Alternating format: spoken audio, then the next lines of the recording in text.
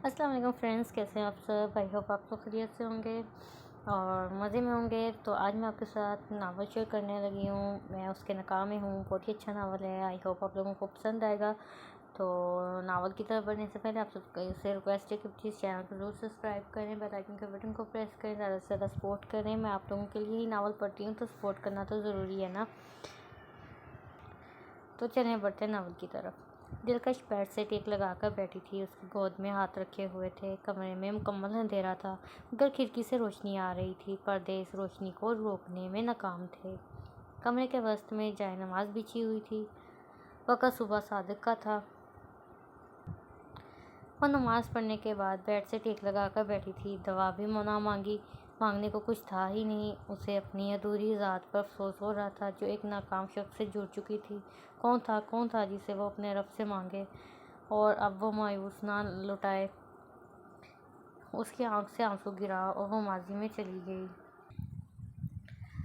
Hasan class के बाहर खड़ा बस दिलकश का वेट कर रहा था। वो सादे से हुलिये में स्कार्फ किए, झील सी आंखों वाली, वो वाकई में सरापाई दिलकशी थी। क्या हुआ इतना लेट? हसन के लहजे में शिकवा था। तुम मेरा इंतज़ार क्यों करते हो, जबकि जानते हो तुम मेरी मंजिल नहीं? दिलकशी ने मैंने ज़ोर अफाज में कहा। इश्क सोच के कीता ते की कीता, दिल दे के दिल लैन दी आस रखी। इश्क विच इंज कीता ते की कीता, हसन ने कहा। दिलकश ने नज़रें चुराई। अच्छा जाने दो, चलो कैफ़े। हसन ने कहा। हाँ चलो, दिलकश ने कहा। वो दोनों कैफ़े में आ गए। कैफ़े में एक दो लोग ही मौजूद थे। वो दोनों एक कोने में कुर्सी टेबल से पास आए।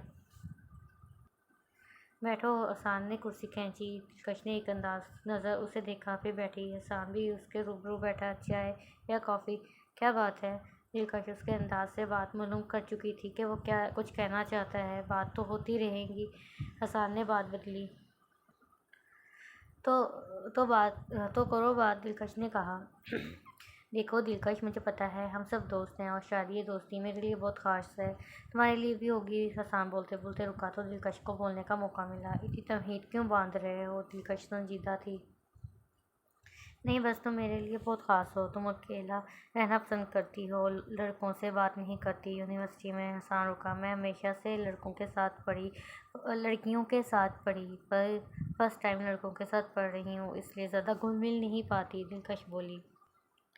वही तो, तुम इसलिए ख़ास हो। अब जानती हो हमारे इस पास दो चार लड़कियां ऐसी हैं, वरना बाकी तो पूछो ही नहीं। ऐसे में तुम मिली। हसन ने कहा। जल्दी बोलो हसन, मुझे late. Will you marry me? Hasan के अल्फाज दिलकश के लिए नहीं थे। वो जानती थी वो क्या बोलेगा। वो उठी और जाने लगी। दिलकश, मेरी बात। हसन ने रास्ता रोका। मैं इसके निकाह में हूँ। मैं उसके निकाह में हूँ, जैसे तुम जानती नहीं। उसने उसने एहतजाज किया। अगर तुमने इश्क किया होता तो पता होता कि उसे जाना नहीं जाता, उसे हासिल करने की चाह नहीं रखी जाती। मेरे लिए यही काफ़ी है कि हम दोनों में एक हलाल रिश्ता है। दिलकश जाने लगी। वो वापस नहीं आएगा, वो बोला। दिलकश मुड़ी। ये तुम तय नहीं करोगे, फिर कौन करेगा? हसन ने कहा। मेरा इंतज़ार, मेरा इश्क उसने उस तक छोड़ आएगा। दिलकश वहाँ से चली गई। दिलकश दरवाजे के बजने पर होश की दुनिया में आई और जाकर दरवाज़ा खोला। सामने सरवर दिलकश का बाप खड़ा था। अले बाबा, आप? दिलकश ने कहा। हाँ, नीचे आके नाश्ता कर लो, सरवर साहब ने कहा। वहाँ से चले गए। दिलकश ने दुपट्टा सर पर लिया और नीचे आ गई। नाश्ते पर बैठी टेबल पर बैठी नाश्ता करते दौरान सरवर साहब का फ़ोन बजा। उन्होंने फ़ोन उठाया। हेलो जी, कहिए। सरवर साहब मज़ीद बोले, फिर उनके तासुरात बदले। उन्हें गुस्सा आया, जिसे दिलकश ने महसूस किया। मैं आपको पहले भी बोल चुका हूँ, मेरी बेटी का निकाह हो चुका है। फिर अपने बेटे के लिए ऐसी बात की क्या तुक बनती है? सरवर साहब ने कहा और फ़ोन काट दिया। दिलकश ने उन्हें एक नज़र देखा, फिर नाश्ता करने में मसरूफ़ हो गई। सरवर साहब कहाँ से? बाबा, पानी। दिलकश ने उठकर पानी पिलाया। वो थोड़ा संभले। दराज से मेरी दवाइयाँ ले आओ, सरवर साहब ने कहा। दिलकश उनके कमरे में गई और दवाइयाँ ले आई, उन्हें दे दी। रिटायरमेंट के बाद तो बीमारियाँ इस बूढ़े बदन का सहारा बनती हैं। सरवर साहब छड़ी की मदद से उठे। आप किसी अच्छे डॉक्टर के पास क्यों नहीं जाते? आपकी तबीयत क्यों नहीं संभलती? दिलकश ने कहा। जब बेटी फ़र्ज की सूरत में चौखट पर धरी हो तो तबीयत कहाँ संभलेगी? सरवर साहब चले गए। दिलकश उसकी हालत के मद्देनज़र रखते हुए उनसे बहस नहीं करना चाहती थी और साथ वो एहसास नदामत में जकड़े हुए थी। दिलकश ने असर की नमाज अदा की, फिर दुआ के लिए हाथ उठाए। या अल्लाह, तू मेरे हक में फ़ैसला कर दे। दिलकश की आंख से आंसू गिरा, फिर उसने आंसू साफ किए, उठी और जाए नमाज तय किया। इस वक्त ध्यान बाहर की आवाज़ों पर गया, शायद कोई मेहमान आया था। दिलकश ने जाए नमाज बेड पर रखा और कमरे से बाहर एक औरत आई हुई थी। सबर साहब ने चाय बनाने को कहा। थोड़ी देर में वो चाय बना कर ले आई। वो लॉन्च में थे। औरत लबास से खाते पीते गहराने से लग रही थी। दिलकश चली गई, पर इस औरत के अल्फाज ने उसे रुकने पर मजबूर कर दिया। मैंने सोचा यहाँ का रुख नहीं करूँगी, पर अबू लाद ने मजबूर कर दिया। इस औरत ने कहा, क्या मतलब? आपने मेरे सामने आपके सामने मेरी बहन तरफ तरफ कर मर गई। इस वक्त दिलकश 17 साल की थी। मैंने तो आपसे कता ताल्लुक़ कर लिया था और अपने शौहर और बेटे के साथ सऊदीया चली गई, क्योंकि आपने अपने भाई के बेटे से दिलकश का निकाह करवा दिया था।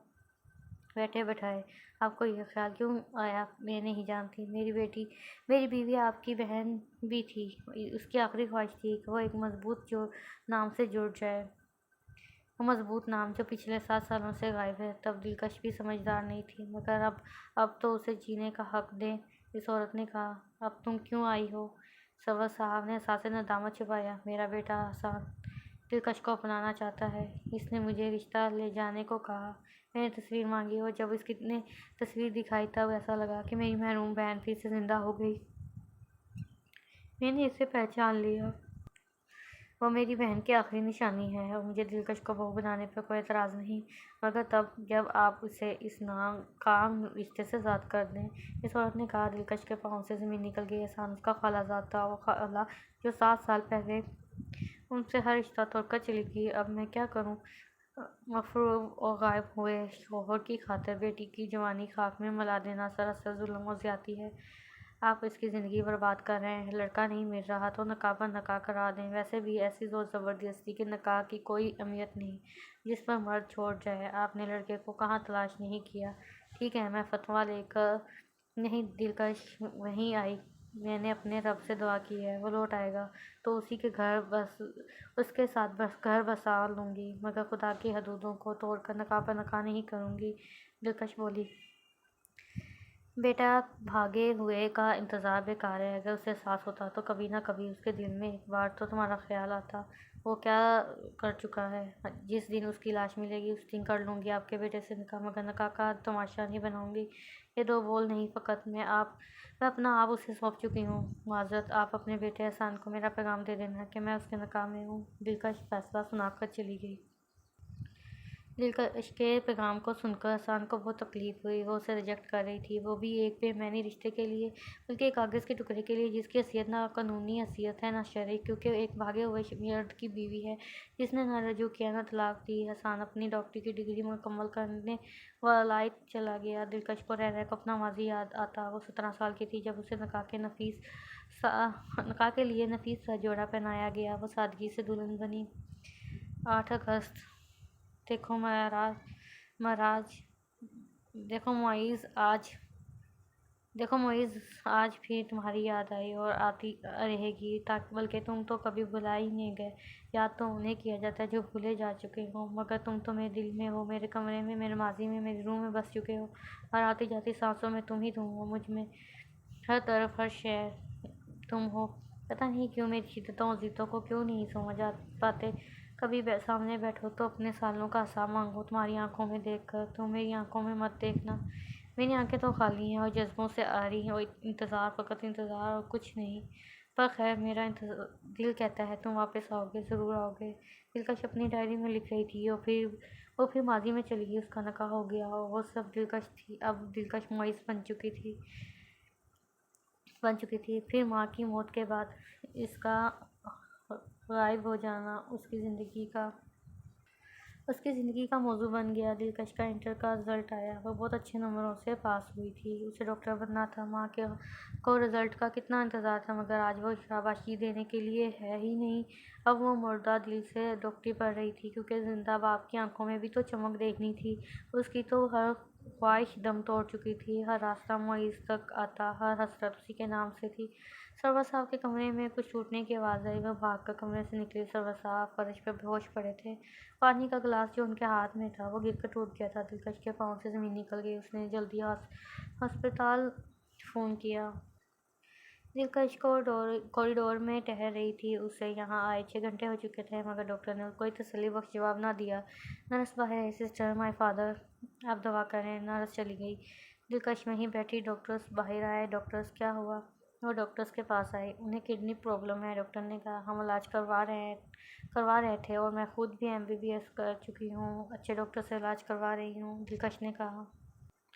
जी, चंद माह पहले भी आपके बाबा ने आकर बताया था कि उनके घर में डॉक्टर मौजूद है। डॉक्टर ने दिलकश के सर पर शफकत का हाथ रखा। अब दिलकश ने डॉक्टर को उम्मीद से देखा। हमें अफसोस से कहना पड़ रहा है कि ये प्रॉब्लम शिद्दत इख्तियार कर चुका है, हम इन्हें एडमिट कर रहे हैं, डॉक्टर ने कहा। मगर डॉक्टर, किडनी ट्रांसप्लांट ज़रूरी है या? बल्कि दिलकश ने सवालिया नज़रों से देखा। या डायलिसिस? डॉक्टर की बात पर दिलकश को सदमा लगा। पर डॉक्टर, यूं ही उनकी ज़िंदगी बचाई जा सकती है, डॉक्टर ये बोलकर चले गए। इस तरह ज़िंदगी बचाकर वो करेंगे भी क्या? दिलकश सदमे से बैठी। उनकी ज़िंदगी तो नदामत की नज़र हो चुकी है। दिलकश को अपना वजूद बेबस महसूस हो रहा था। दिलकश वहीं कॉरिडोर के एक कोने में जाए नमाज बिछाकर नमाज पढ़ने लगी। नमाज ख़त्म करके उसने दुआ के लिए हाथ उठाए। पर क्या मांगती? वो लम्हा लम्हा टूट रही थी। वो दोनों हाथों से चेहरा छिपा कर रो रही थी। एक नरम हाथ उसके कंधे पर महसूस हुआ। दिलकश ने अपना भीगा चेहरा उठाया। वो खाला सफ़िया थी। मत रो बच्चे, उन्होंने दिलकश को गले लगा लिया। सफ़िया के पुश्त की जाने हसन खड़ा था। दिलकश ने उसे देखकर नज़रें चुरा ली। माँ, मैं आपको छोड़ने आया था, वरना मेरी फ़्लाइट लेट हो रही है। हसन ने दिलकश को देखकर कहा। बेटा, मिलकर जाओ खाला के बाद खालू से, बाद में चले जाना। सफ़िया ने उठकर हसन को समझाया। माँ, मौसम का भरोसा नहीं, फ़्लाइट मिस हो गई तो स्टडी डिस्टर्ब होगी। हसन ने कहा। हाँ, मगर तुम अभी 1 हफ़्ता पहले ही तो आए थे, रह लो थोड़ा सा। सफ़िया ने कहा। यहाँ मेरा कुछ होता तो ज़रूर रह लेता। हसन ने दिलकश की तरफ देखकर कहा, जो चेहरे के इर्द गिर्द दुपट्टा लपेटे सर झुकाए जानवर पर बैठी थी। तुम खालू से मिल लो, सफ़िया ने कहा। माँ, हसन ने एहतजाज किया। उनका बेड किधर है? सफ़िया ने पूछा। चलिए, मैं ले जाती हूँ। दिलकश उठी हो जाए नमाज उठाया और सफ़िया के साथ जाने लगी। काश तुम बेवफा होती तो दिल को तसल्ली हो जाती, मगर तुमने हम दोनों पर जुल्म कर दिया, मेरी मोहब्बत को यतीम कर दिया। हसन दिलकश पर चीखा। दिलकश ने कोई जवाब ना दिया। तमाशा मत बनाओ, यह अस्पताल है, सफ़िया बोली। दिल कर रहा है कि जान ले लूँ इसकी। हसन ने दिलकश की तरफ हकारत से देखा। बकवास बंद करो अपनी, ये तुम्हारी मलकियत नहीं, किसी की बीवी है। हाँ, एक बेकोरे मर्द की। हसन गुस्से से कहता चला गया। बेटे, मुझे माफ़। सफ़िया ने हाथ जोड़ लिए। नहीं, प्लीज़ मुझे शर्मिंदा मत करें। दिलकश ने उनके जोड़े हाथ पकड़कर मज़ीद बोलने से रोका और वहाँ से चली गई। सरवर साहब हसाबे हैसियत थे। उनकी ज़मीनों से काफ़ी रकम आती थी, इसलिए बैंक में रकम मौजूद थी। इस वक्त में दिलकश को मजबूत सहारे की ज़रूरत थी और सफ़िया उसके पास थी, जिससे उसे हौसला दिया। थोड़ी देर में वो मिलने चली गई। वो नीम बेहोशी के आलम में थे और मशीनों के ज़ेरे असर सांसें चल रही थी। बाबा, दिलकश ने उनका हाथ अपने हाथों में लिया। उन्होंने बोझल आंखें खोली। आपको कुछ नहीं होगा, मैं आपके साथ हूँ। दिलकश ने उनका हाथ चूमा। मुझे माफ़ कर दो। वो रो पड़े। नहीं, आपने कुछ नहीं किया, सब ठीक हो जाएगा। और डॉक्टर्स ने उम्मीद दिलाई है कि आप ठीक हो जाएंगे, किडनी ट्रांसप्लांट करना है बस। दिलकश ने उम्मीद दिलाई। भाई साहब, आप परेशान मत हो, सफ़िया अभी बोली। तुम मेरी आखिरी ख्वाहिश पूरी करो और अब मुझे मौत से डर नहीं लगता, मैं अपनी मौत तस्लीम कर चुका हूँ, उन्होंने सफ़िया से कहा। दिलकश खटकी। कैसी ख्वाहिश? दिलकश बोली। तुम आसान से इसका निकाह करवा दो, अभी मेरे सामने। हरगिज़ नहीं, दिलकश ऊंचा बोल कर जाने लगी। अपने मरते बाप की ख्वाहिश का एहतराम नहीं करोगी? मरते बाप की ख्वाहिश का एहतराम करूँ, अल्लाह के हुक्म से इनकार करके गुमराह हो जाऊँ? दिलकश बोली। मगर जब समझने का वक़्त था तब आप नहीं समझे। 2 भाई एक ही छत के नीचे क्या एक दूसरे के एग़राज़ से नाराज़ होते हैं? वो मेरी ज़िंदगी बर्बाद करना चाहता था।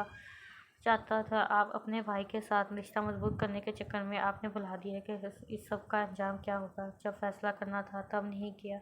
मेरी तमाम उम्र एक बच्चे जैसे लड़के के हाथ में दे दी, जो आज कहाँ है पता नहीं। इस वक्त उसने ये निकाह कर लिया, मगर वो तो मर्द है, 4 शादियाँ कर सकता है। मैं तो औरत हूँ, तमाम ज़िंदगी एक खूंटे से बांध कर रहना पड़ता है। पर अब नहीं करूँगी इंतज़ार में इसका। मेरे बालों में चांदनी उतर आए या मेरा चेहरा झुर्रियों से भर जाए, मैं करूँगी इंतज़ार, क्योंकि मैं उसके निकाह में हूँ। और निकाह कागज़ का टुकड़ा नहीं, 2 ज़िंदगियों का मेल है, खुदा के हदूद, जिसको मैं सर करने जैसी गुमराही नहीं कर सकती। दिलकश बोलते बोलते रो पड़ी और सरवर सर आंखों से उसे देख रहा था। अब जो हो गया सो हो गया, शादी ही सब कुछ नहीं होता। मुझे मेरा फ्यूचर बनाने दें। मैं डॉक्टर बनकर इंसानियत की खिदमत करूँगी। बेशक मेरी ज़िंदगी में कोई मर्द आए या ना आए, मैं अल्लाह का हुक्म मुनकर नहीं करूँगी। हाँ, वादा करती हूँ आपसे, जिस रोज़ मिला उसकी दूसरी, तीसरी या चौथी बीवी बन जाऊँगी, मगर घर बसा लूँगी। दिलकश ने अपने आंसू पोंछकर उनका हाथ थामा। ये जुल्म है तुम पर, ये मेरा इंतखाब है। वो ज़बरदस्ती मुस्कराई नम आँखों के साथ। ठीक है, तुम परौने मुल्क जाओ और डॉक्टरी की डिग्री मुकम्मल करो। मेरी ज़िंदगी में डॉक्टर बन जाओ ताकि मैं सुकून से मर सकूँ। मुझे ये ना लगे कि मैं अपनी बेटी पर किए जुल्म की सज़ा भुगत रहा हूँ। वो रोए। दिलकश ने उसके आंसू पोंछे। अभी नहीं, आपकी किडनी ट्रांसप्लांट के बाद। नहीं, तुम जाओगी जल्द अज जल्द। उन्होंने बात काट दी। दिलकश ने मजीद बहस ना की। सफिया ने उनके कंधे पर हाथ रखा। सबर ने आंखें बंद कर ली, गहरी सांस ली। उन्हें पता था वो अपनी ज़िंदगी के आखिरी अयाम पर हैं, इसलिए दिलकश को बेहतर मुकाम पर पहुंचाना चाहते हैं। दिलकश ने सामान बांध लिया। उसने सूटकेस की जिप बंद की और खिड़की के पास आकर खड़ी हो गई और खिड़की खोली। हर तरफ हल्का हल्का अंधेरा बारिश की नोई सुना रहा था। धुंध और खजां जैसी अनसीयत, वैसे ही उजरापन जैसे दिलकश की जिंदगी का था। फिजा में मुअल्लक कहर और जन एक गैर महसूस बेचैन सा माहौल। अक्सर मौसम दिलों का हाल बताते हैं, और जैसा हाल मेरे दिल का है वैसा ही मौसम का। दिलकश ने सोचा। वो आज जा रही थी यहाँ से दूर, जहाँ कोई नहीं था उसका। कनाडा, जहाँ कोई दिल का हाल जिंदगी का मौजू नहीं जानता। वैसे कैसे पता कि वो राह फरार अख्तियार करके एक रूपधारे उनके बीच मौजूद है। दिलकश अलमारी के पास गई और एक दराज से एक तस्वीर निकाली, उसे छुआ। इसमें एक 18 साल का खूबसूरत नौजवान था जो ब्लू शर्ट और डार्क ब्लू जीन्स में मजबूत सीढ़ियों का ग्रिल थमे मरी की एक खूबसूरत तस्वीर थी, जहाँ वो एक बार दोस्तों के साथ घूमने गया, अपनी तस्वीर ली और आज वही तस्वीर उसके हाथ में है। मुइज़ वो इस तस्वीर से मुखातिब थी। लोग कैसे नकाब को महज एक कागज़ का टुकड़ा समझ लेते हैं। मैं तो इसी इंतज़ार में मोहब्बत की चौखट पर दिए जला रही हूँ और मर जाऊँगी इसी इंतज़ार में कि मेरा मजाजी खुदा आएगा, मेरा हाथ थाम कर इस दुनिया को बताएगा कि वो आज इस पे नाम रिश्ते को निभाने आया है। या अल्लाह, इसे मेरा कर दे, उसे भेज दे। दिलकश ने आसमान की तरफ देख कर दुआ मांगी और फिर वो तस्वीर स्टडी टेबल पर अपनी डायरी के अंदर रख दी और डायरी में लिखने लगी। मैं तुम्हारी तस्वीर साथ नहीं ले जा सकती क्योंकि फिर तुम्हारे सिवा कुछ नहीं कर पाऊँगी। तुम्हें देखकर अपने अपने मकसद पर कमज़ोर हो पड़ जाऊँगी। मुझे इंसानियत की खिदमत करनी है, तुम्हारा इंतज़ार नहीं। इश्क में तमाम उम्र रायगा करके भी रायगा नहीं होती, पर सोचा यही उम्र इश्क के साथ साथ लोगों के बरहम भी बनूँ। मुझे यकीन है तुम वापस आओगे, ज़रूर आओगे। दिलकश का कलम रुका और उसी दिन की तारीख मुइज़ की तस्वीर के पीछे लिख दी और वो तस्वीर डायरी में रख कर इसी डायरी को अलमारी में रख दिया। खुदा तो दिल में रहता है, दिलों का हाल जानता है। वो शाराब से ज़्यादा करीब है और बंदे की आंख से गिरा आंसू एक आंसू से रब के और करीब कर देता है। फिर खुदा मेरी क्यों नहीं सुनता, दिलकश ने दुख से सोचा। बीवी गाड़ी तैयार है, घर का मुलाजिम दरवाज़ा बजाकर बोला कि दिलकश का बैग उठाया। दिलकश ने रूम लॉक कर दिया। इस्माइल इस्माइल दिलकश ने पुकारा। वो सीढ़ियों पर रुका। दिलकश उसके पास आई। ये चाबी मुइज़ के सिवा किसी को मत देना, वो आएगा, ज़रूर आएगा। दिलकश ने मुस्कुरा कर कहा। जी बीबी। मुलाजिम ने चाबी ले ली। दिलकश ने खुद को एक गर्म सी शाल में लपेटा हुआ था। वो बाहर आए। बारिश शुरू हो गई। बारिश के कई कतरे दिलकश के चेहरे पर गिरे और दिलकश कार में बैठी। 8 अक्टूबर 2021। आज मौसम थोड़ा गर्म है, मगर वक्फे से बारिश होती, हवाएं चलती तो उस गर्मी में कमी आ जाती। दिन कटे जा रहे थे, मेरी वापसी के दिन करीब आ रहे हैं। बाबा जानी, मैं वापस आ रही हूँ। दिलकश बनकर नहीं, बल्कि टूटी हुई नाउम्मीद थी। बल्कि डॉक्टर दिलकश बनकर मैं वापस आऊँगी। कोरोना वायरस ने दुनिया की जान का वबाल बनाया हुआ है। लोग अपनी जानों को रोते हैं। हॉस्पिटल्स का मंजर क़यामत से कम नहीं। हमें बहुत एहतियात करनी पड़ती है। कई लोग रिकवर भी हो जाते हैं तो उनके घर वालों के चेहरे की खुशी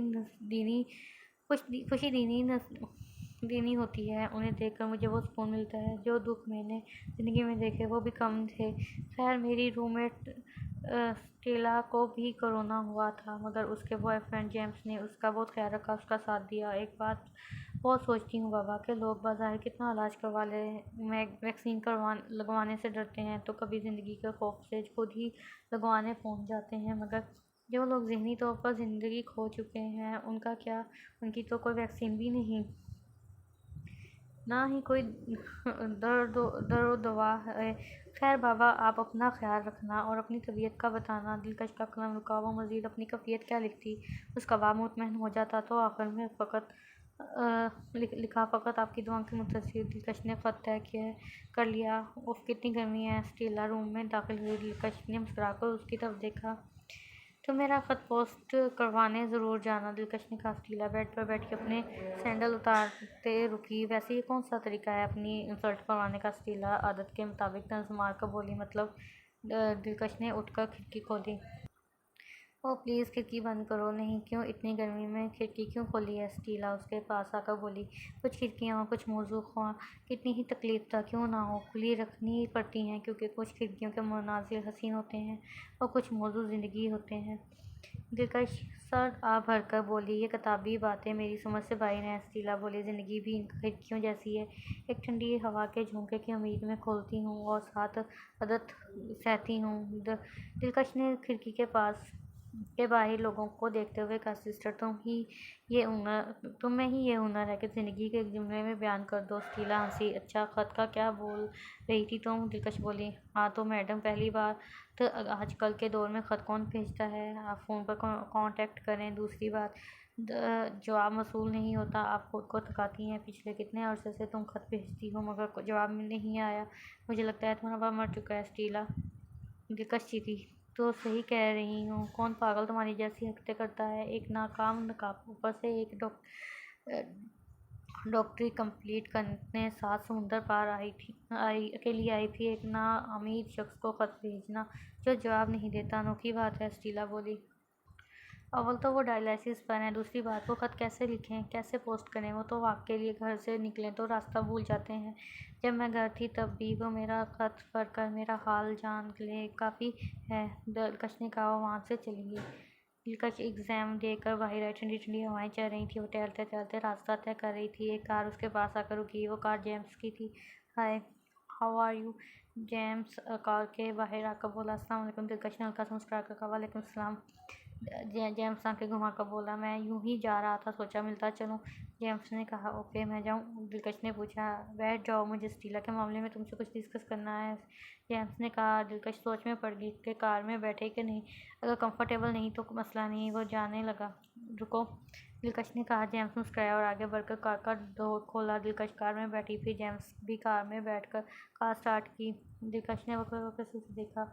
वो होंठ पीछे किसी गहरी सोच में गुम था और आहिस्ता ड्राइव कर रहा था। दिलकश ने स्टीला और जेम्स के साथ वक़्त गुजारा। उसे महसूस हुआ कि जेम्स बाकी मर्दों जैसा नहीं। वो बहुत मुख्तलिफ है। बदनज़र नहीं, बदकलाम नहीं, बस हर वक्त किसी न किसी सोच में गुम रहता है। उसका बाप वकील था, माँ की अलहदगी हो चुकी थी।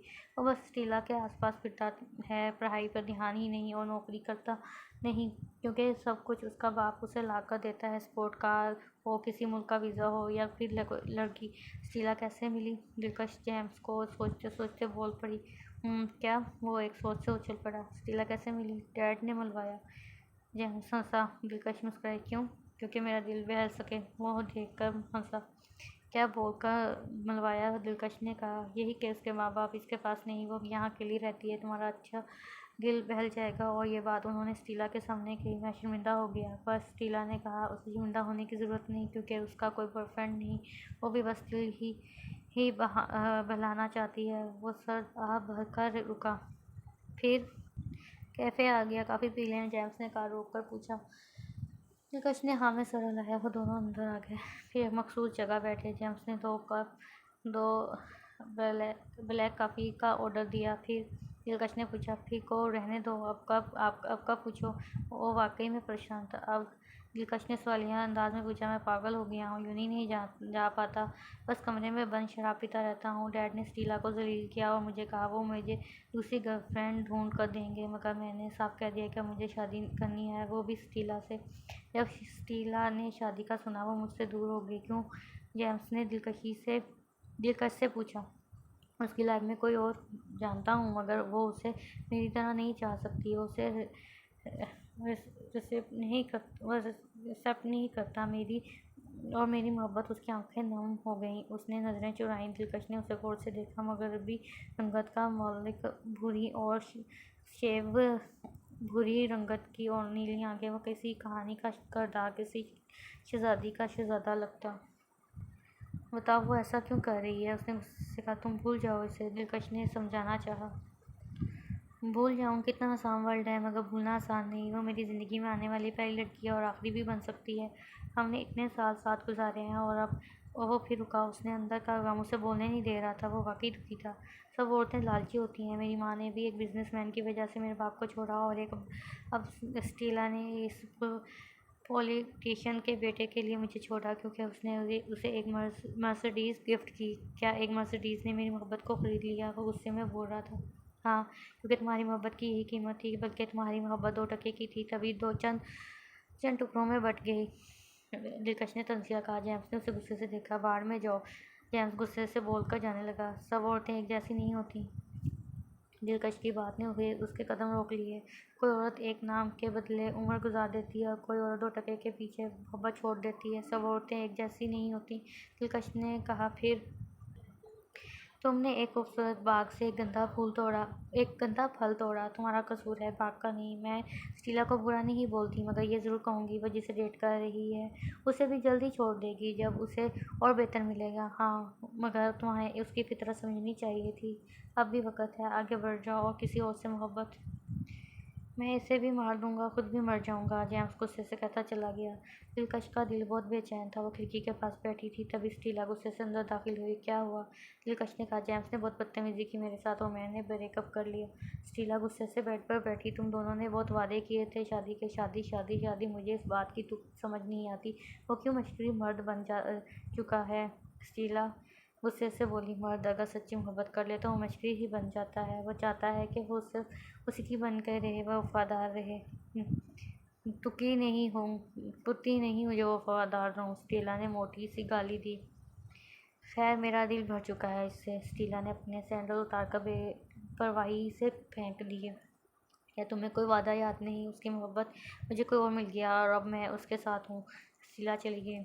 सच में मोहब्बत वादों से मुकम्मल नहीं होती, बल्कि ये मोहब्बत वादों से आगे की कहानी है। मोहब्बत तो अपनी ज़ात में पाकीज़गी है, बस निकाह से ही मुकम्मल होती है। हैरत की बात है, मैं भी औरत हूँ और तुम किसी की दौलत की चकाचौंध देखकर मोहब्बत और वादे भूल गई हो। मैं एक मर्द की मोहब्बत पर ईमान लाई हूँ। मैं उसे बन जाने में उसके नाम से बन गई और तमाम उम्र उसके नाम कर दी। दिलकश ने सोचा, फिर ख़त लिखना शुरू किया। प्यारे बाबा जानिए, उम्मीद करती हूँ आप ठीक होंगे, पर मैं ठीक नहीं। अपनी कैफियत कैसे बयान करूँ? ऐसा लग रहा है मैं अनकरीब अपनी मंजिल पा लूँगी और डॉक्टर बन जाऊँगी, मगर दिल इतना खाली क्यों है? क्या रिश्ते ऐसे होते हैं? दिल जुड़ा जुड़ा रहता है, किबला नहीं बदलता। बाबा, आप मोइज़ को तलाश करें, मैं उससे मिलना चाहती हूँ। मुझे पता है आपने उसे बहुत ढूंढा, मगर एक बार फिर मरते हुए की आखिरी ख्वाहिश जानकर एक बार फिर ढूंढे उसे। मैं बताना चाहती हूँ अपनी इंतज़ार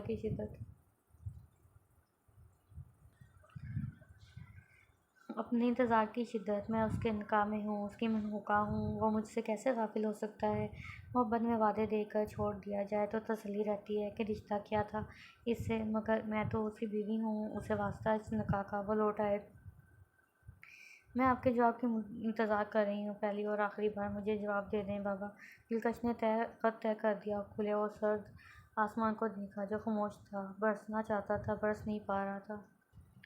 एक शख्स खत पकड़े खड़ा था। पहले भी ऐसे कई खत आ चुके थे जो बाबा जानी कहकर मुखातब किए जाते। वो शख्स अभी तक इसी खत में खोया हुआ था। एक दुल्हन के रूप में लड़की उसके पास आई। अभी वो कमरे में बाहर आई, जबकि वो मेन गेट पर ही खड़ा, जहाँ उसे गेट कीपर ये खत पकड़ा कर गया था। क्या हुआ? इस खत दुल्हन ने उसके कंधे पर हाथ रखा। हाँ, वो चौंका। क्या हुआ? सब ठीक है? दुल्हन ने पूछा। हाँ ठीक है, वो बोला। मुझे लगता है मेरे मोइज़ को चुड़ैल चिमट गई है, तभी आवाज़ों से बेगाना है। आ जाए, मेरे बाहर सर्दी है। डोलन ये बोलकर चली गई, मगर इस शख्स को अभी तक इसी का ख्याल था। वो बाकी खतूत भी पढ़ चुका था, मगर अब उसने जवाब देने का सोचा। वो कमरे में आया। दुल्हन उसका इंतज़ार कर रही थी। तुम सो जाओ, उसने कहा। दुल्हन चौंकी। क्या कह रहा हूँ मैं? सो जाऊँ? उसका लहजा ऊंचा हुआ। मजबूरन वो दुल्हन चेंज करने चली गई। वो स्टडी टेबल के पास आया। वो स्टडी टेबल के पास आया, एक कागज़ कलम थामा, उस पर तहरीर करना शुरू कर दिया। थोड़ी देर में खत मुकम्मल हुआ। दुल्हन चेंज कर चुकी थी मगर चेहरे की चमक धमक बाकी थी। आप परेशान हैं? दुल्हन ने पूछा। नहीं, वह मुस्कुराया। दुल्हन भी मुस्कुराई। आपने मुझे देखा भी नहीं, उसने शिकवा किया। ओह, तुम जैसी भी हो, हसीन हो। यूं ही नहीं मैं तुम्हें परी कहता। उसने परी का हाथ थामा। अपने अच्छा मक्खन लगाते हैं आप। मैं सोने जा रही हूँ। परी चली गई। वो मुस्कुरा रहा था मगर एक सोच उससे अंदर ही अंदर खाई जा रही थी। दिलकश। स्टेला खुशी से चीखी उसके पास आई। क्या हुआ? बेजान दीवार पर सर मार मार कर आखिर का जवाब आ ही गया। स्टेला तंजिया बोली और दिलकश को खत थमाया। और दिलकश को अपनी बातों पर यकीन नहीं आया। क्या? वो सदमे की कैफियत में बोली। तुम इसे पढ़ो, मैं चाय बनाने जा रही हूँ। वो चली गई। दिलकश ने लिफाफा चाक किया और ख़त निकाल कर पढ़ने लगी। अस्सलाम वालेकुम। मैं अपनी शनाख्त कहकर अपना तारफ़ नहीं करवाऊँगा मगर ये ज़रूर कहूँगा कि मैं सरवर साहब उर्फ बाबा जानी नहीं हूँ। दिलकश थक की मगर दिलचस्पी से आगे पढ़ने लगी। ऐसे किसी के मुखातब हो जाने पर जानने का तजस्सुस तो होगा मगर मैं ये बता दूँ कि तुम मुझे जानती नहीं मगर चाहती ज़रूर हो। ये बात भी दिलकश को हैरान करने के लिए काफ़ी थी। दिलकश ने मज़ीद पढ़ा। तुम पिछले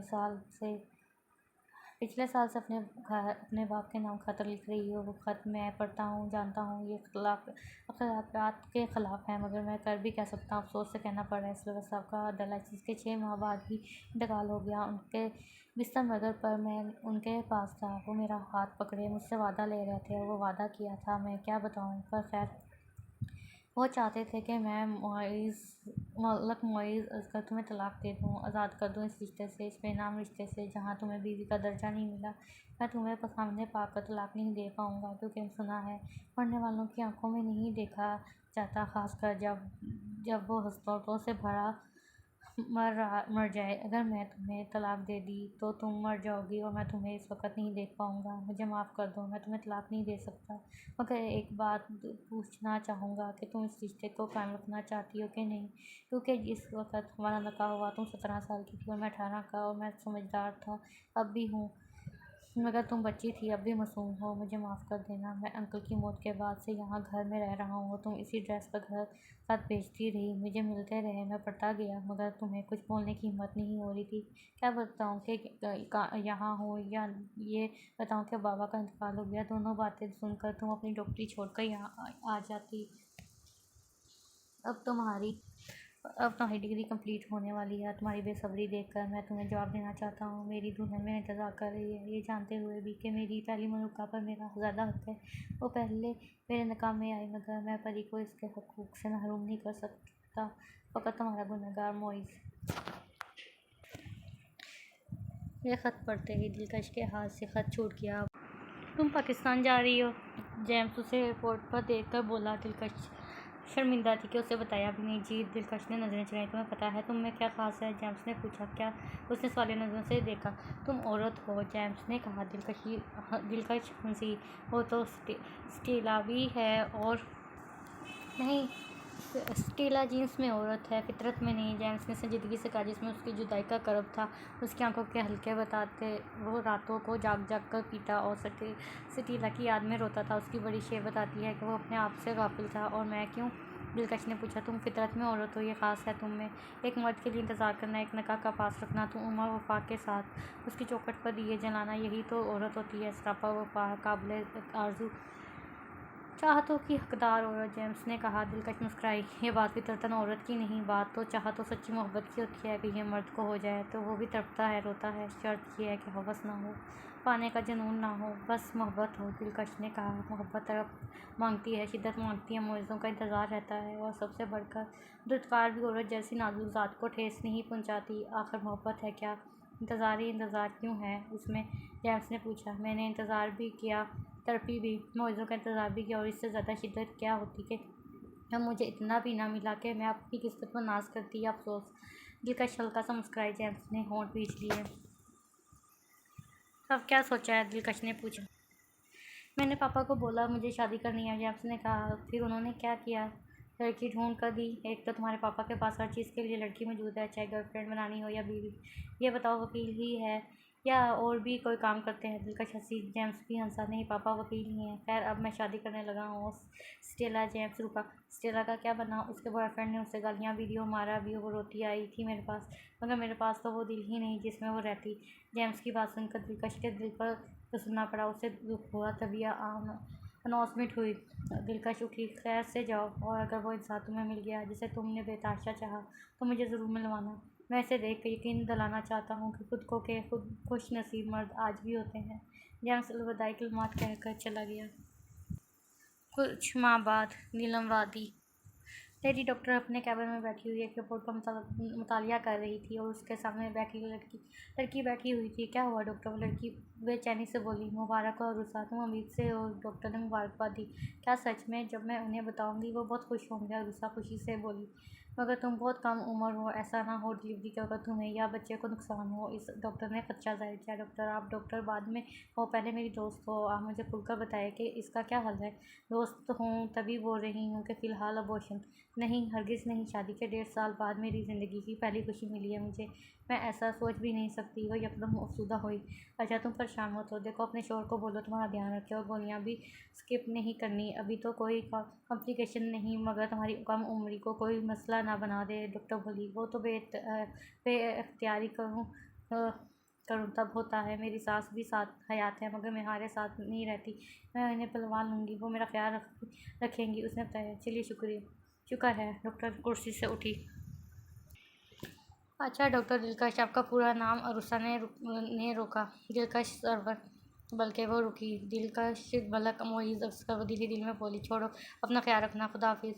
वो अरुषा के साथ बाहर निकली और अलविदाई कलमात कहकर कैफ़े की तरफ बढ़ी, मगर उसे वहाँ इकरा मिली। तुमने डॉक्टर सन को कहीं देखा है? इकरा ने पूछा। नहीं। दिलकश ने बेरुखी से कहकर कोट उतार कर कुर्सी पर रखा। काफ़ी पियोगी? दिलकश ने जाकर कैबिनेट खोला। मैंने कुछ पूछा है? मैं जवाब दे चुकी हूँ, दिलकश ने झट से कहा। हसान वहाँ आया। दिलकश ने ऐसा तासुर दिया जैसे देखा ही ना हो। हसान वहीं बैठ कर फ़ोन यूज़ करने लगा। उसे अभी तक अपनी रिजेक्शन का गुस्सा था। वो दिलकश से नफरत करने लगा था। डॉक्टर आप आ गए? इकरा, आप यहाँ होस्ट जॉब के लिए आई हैं। अपने पेशेंट पर फोकस करें, ना कि सीनियर्स पर। दिलकश ने हसान की तरफ देख कर कहा। वो बच्चों की डॉक्टर हैं और इंसान भी तो अंदर से बच्चा होता है। उसे भी मोहब्बत कैफेटेरिया और सीढ़ियों पर परवान चढ़ती है, और वही वही अच्छी लगती है। यहाँ मरीज़ आते हैं। दिलकश ने एहसान की बात काटी। मोहब्बत इतनी हकीर नहीं होती कि सड़कों और कैफेटेरिया में परवान चढ़े। एग्जैक्टली। फिर शादी कर लें। दिलकश ने फिर एहसान की बात काटी। एहसान उठ कर चला गया। तुम ना पागल ही रहना। एक्सक्यूज़ मी, मैं आपसे सीनियर हूँ, इसलिए बीच में डिफरेंस रखिए। दिलकश ने कहा। इकरा चुप हो गई। रही बात ना तुम्हारी तो याद रखना है, ये मर्द ज़ात किसी के नहीं होते। दिलकश ने कहा। हसान जो वहीं रुक कर सुन रहा था वो वहीं आया। अगर मर्द किसी का नहीं तो फिर तुम क्यों अपनी जवानी हॉस्पिटल्स में सर्व कर रही हो एक मर्द के इंतज़ार में? हसान बोला। वो मर्द नहीं, मोइज़ है। ओहो, यानी चाँद से कर लाई हो उसे? हसान तनसीन हंसा। किसी ने मुझे फ़र्क समझाया था, जिन्स में और फितरत में। इस हिसाब से जिससे मोहब्बत की जाती है फिर उसकी फितरत देखी जाती है। औरत वफा करे तो औरत है, वरना औरत कहलाने के लायक नहीं। वो औरत नहीं। और मर्द अगर औरत को वफा का जवाब वफा से दे तो मर्द, वरना तुमने तो अपनी मोहलत भी नहीं दी के गाइस लीव दिस टॉपिक। इकरा कदरे ऊंची आवाज़ में बोली। वो पकड़ी चली गई। तुम्हारे तो मैं मुँह ही नहीं लगना चाहता। सान गुस्से से चला गया। दिलकश ने नमाज़ ख़त्म की। सलाम फेरा। फिर हमेशा की तरह सोच में पड़ गई कि वो मांगे भी तो मांगे क्या।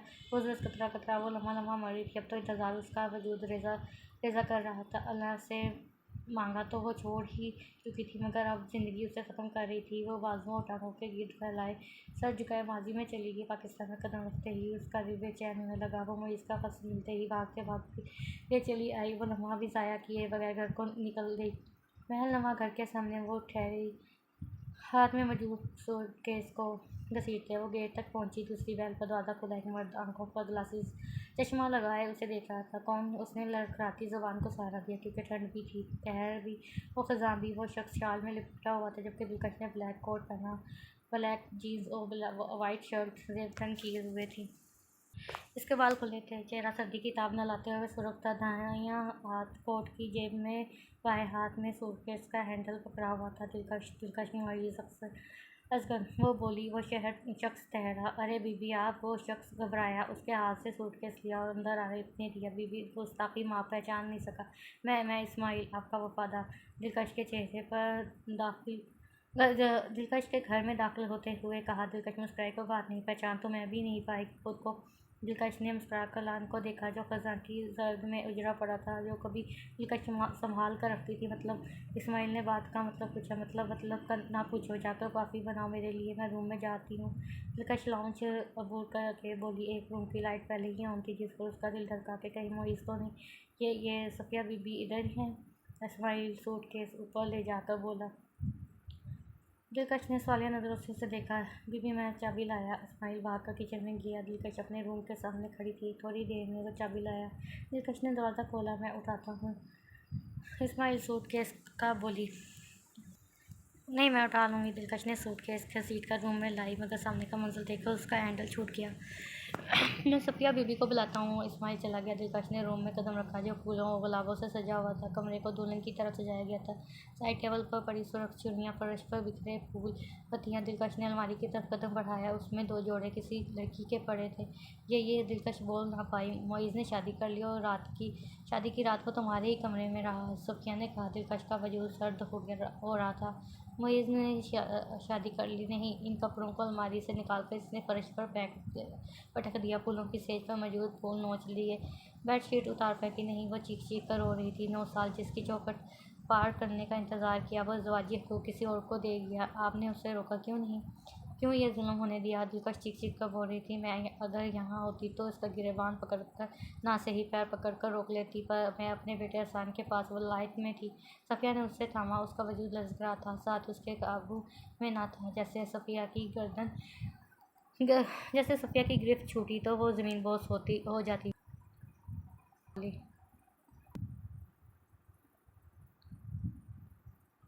नरस उठ बैठी और लाइट ऑन होने की आवाज़ से दिलकश ने सर उठाया। वो माजी से बाहर आई और इस वाक़ये के बाद उसे अपना कमरा और वो घर काट खाने को दौड़ता। इसलिए उसने एक पुरसकून जगह का इंतखाब किया, जहाँ वो सुकून से हाउस जॉब कर सके और डॉक्टरी की खिदमत दे सके। वो नीलम वादी आ गई। डॉक्टर सोई नहीं, नरस जो इसकी रूममेट थी उसके पास आई। नहीं, तहज्जुद पढ़ रही थी। दिलकश ने उठकर जयनमाज़ तय की। क्या फ़ायदा, दुआ तो नहीं करती आप?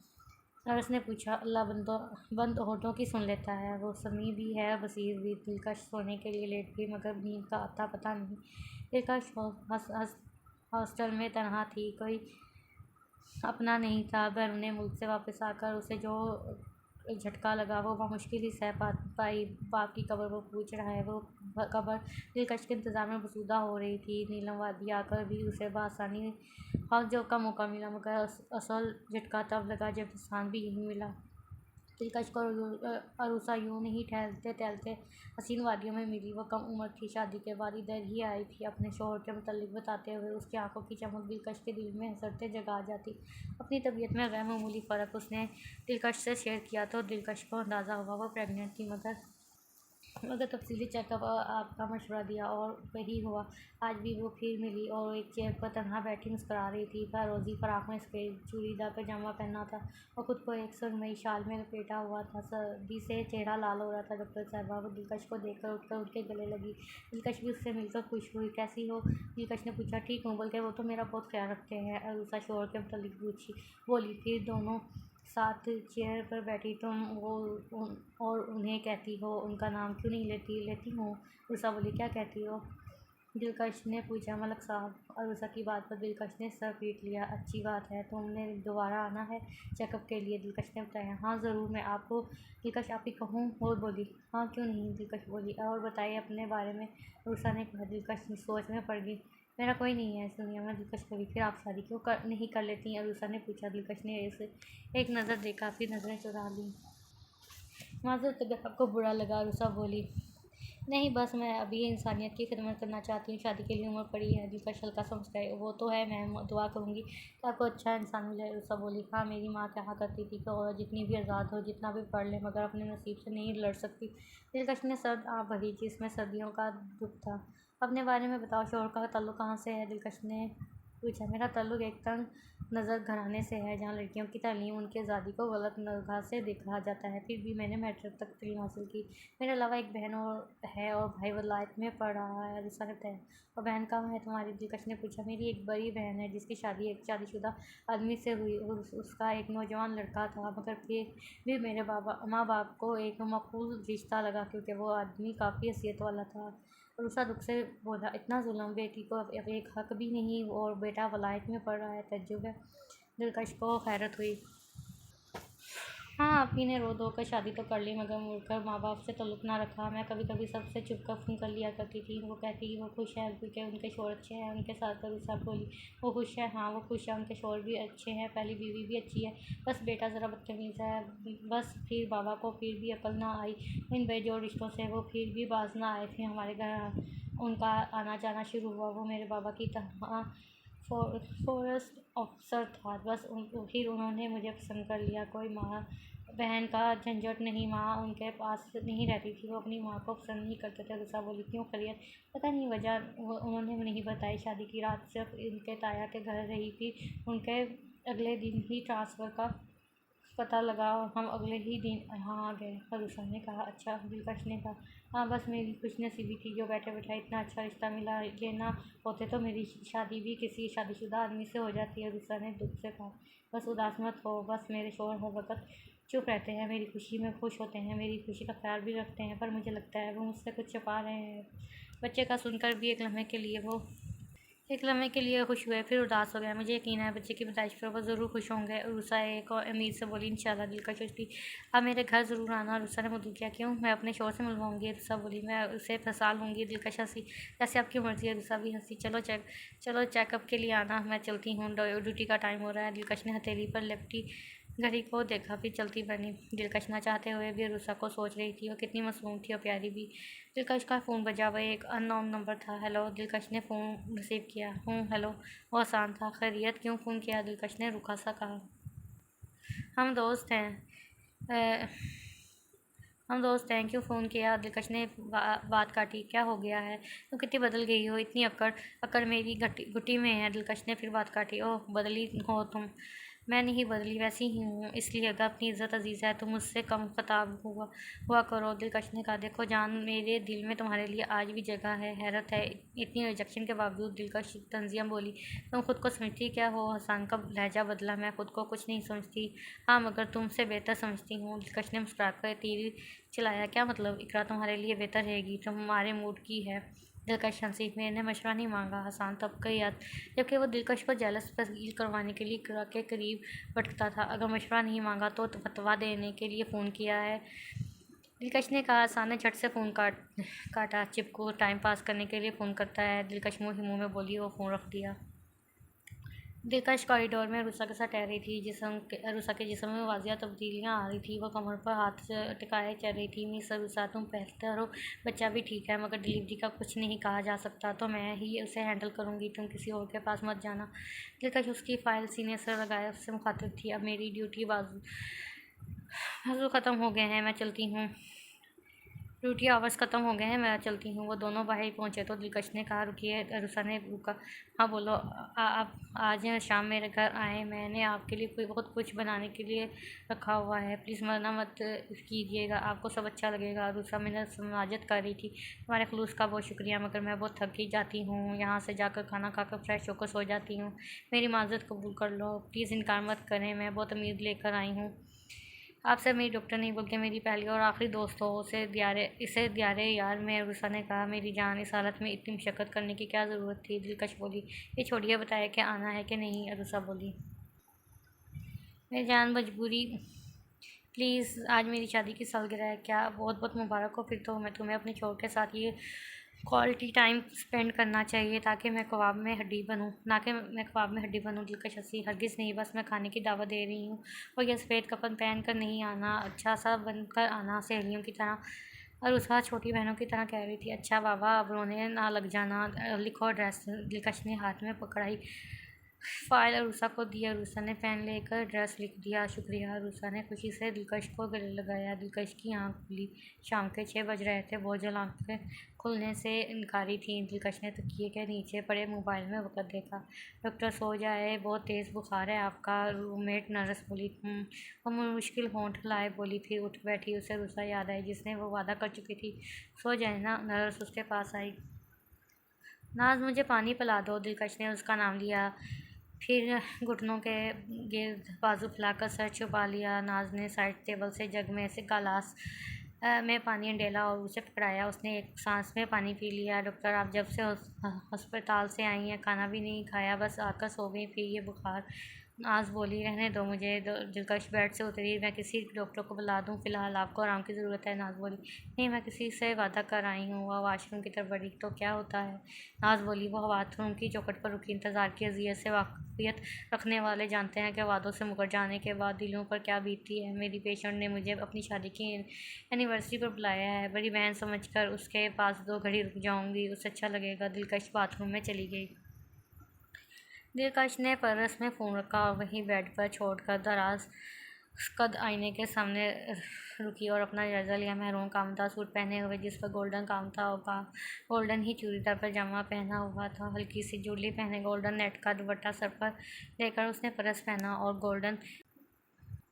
अरे आज तो किसी को फंसा कर ही आना, क़यामत ढा रही हो। नाज खुश शौकी से बोली। सैंडल की स्ट्रिप बांधते दिलकश के हाथ रुके। उसने सर उठाकर उसे देखा। उसकी मुस्कान सिमट गई। दिलकश उसे नज़रअंदाज करती हॉस्टल से बाहर आ गई। अपनी कार के पास रुकी। अगर उषा के शोहर का दिल मुझ पर आ गया तो वो लम्हा भर रुकी। ये क्या पागलों वाली बात सोच रही हूँ मैं। वो सर झटक कर कार में बैठी, फिर वहीं डैशबोर्ड पर रखे आईने में नज़र पड़ी। उसने आईना उठाया, अपना चेहरा देखा जिसमें मेकअप ने उसके चेहरे की थकन को छुपा दिया था, जो सदियों से उसके चेहरे पर थी। रेड लिपस्टिक और रुखसारों पर लाली लगाई हुई थी और गोल्डन ही आई शेड था। दिलकश क़यामत तो लग रही थी।